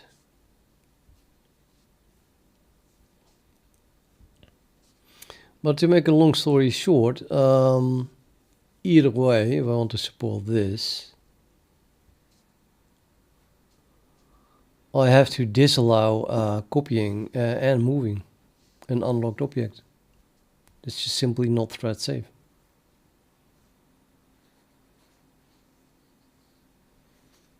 It's really reading, and moving is even writing.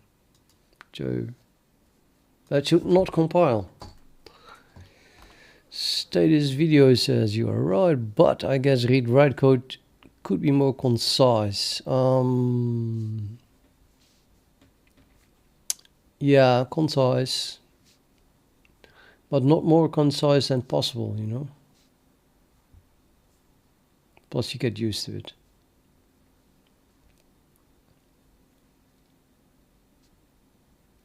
This looks very scary at first, but it's always the same, you know. It is always the same. This I see this as a foo with some standard stuff around it. And this as well. So you have the unlocked type. This is the unlocked type. As you can see, it is the unlocked type because it's just this. and then you do colon colon, and then you type cred or red or what to get the access type, and then this is again the unlock type, and that's how you log it. And if you do something wrong, it just won't compile. At least that's the whole idea. And now I figured out that something was compiling that is not thread safe, so that's absolutely not acceptable. Definitely the whole idea of this thing is that that the fact that it compiles is the guarantee that it is thread safe. That was my starting point or vision or whatever. What stands for a right access type? Right access type. So if you construct a what, then it locks. It takes the right lock. So we have this object. You cannot access the foo. Impossible to access the foo. No way. But you can use it to construct a cred, red, or what. And if you construct a what, then it locks. Just by constructing it, it takes a right lock. And then while this object exists, you can use this object to get non-const access to the underlying foo. And at the moment you destruct a what, then it's again unlocked, so you cannot access it anymore. Well, it's unlocked, but you can also not access it anymore because you need a what to access it.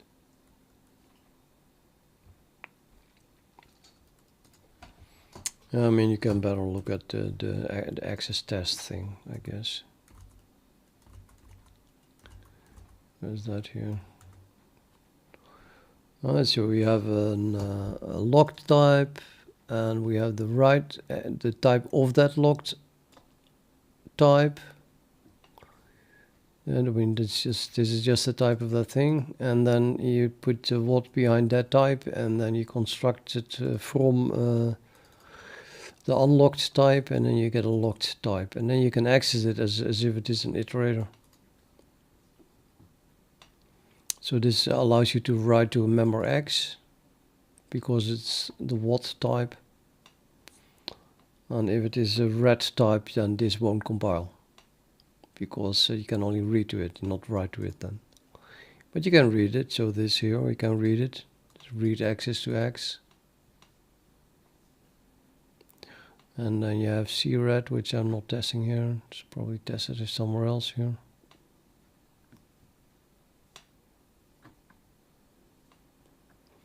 The difference between red and cred is that a red can be converted to a what. So you can take the read access, not blocking writers. At some point, if you decide, but I have to write to it shortly, then you can convert the read access to a write access. And then write to it. But the cred cannot be converted to write access. Which is necessary because sometimes you just have an object that is so const that it's not allowed. Well, it's const. You're not allowed to write to it. And then you cannot construct a red or a what. You cannot construct a what because you're not allowed to write to it. You cannot construct a red because a red is convertible to a what. But if you want to read from it anyway, you have to construct a cred.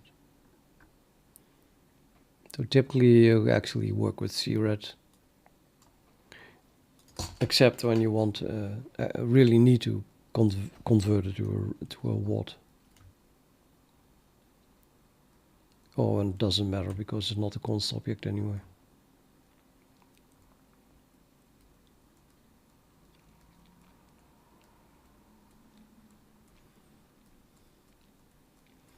Hello, Peter.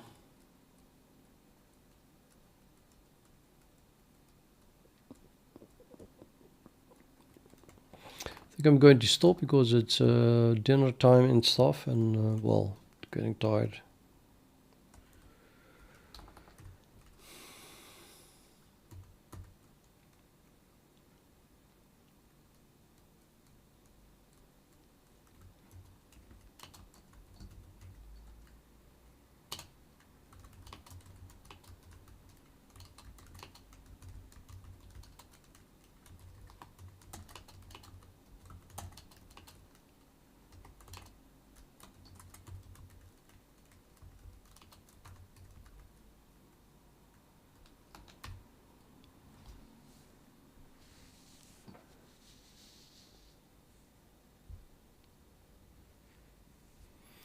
To make a Vulkan engine, that's about the most difficult thing you can think of. So yeah,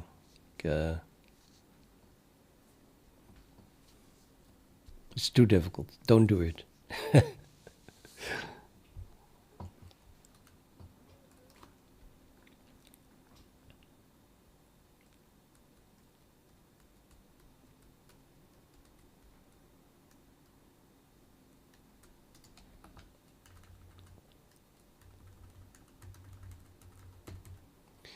I have to try to remember this, otherwise I'll start with a blanco mind again next time, and then I'll lose lots of time.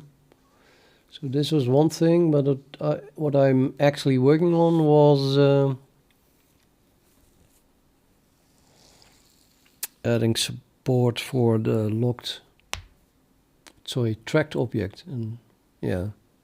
So then after I make this work.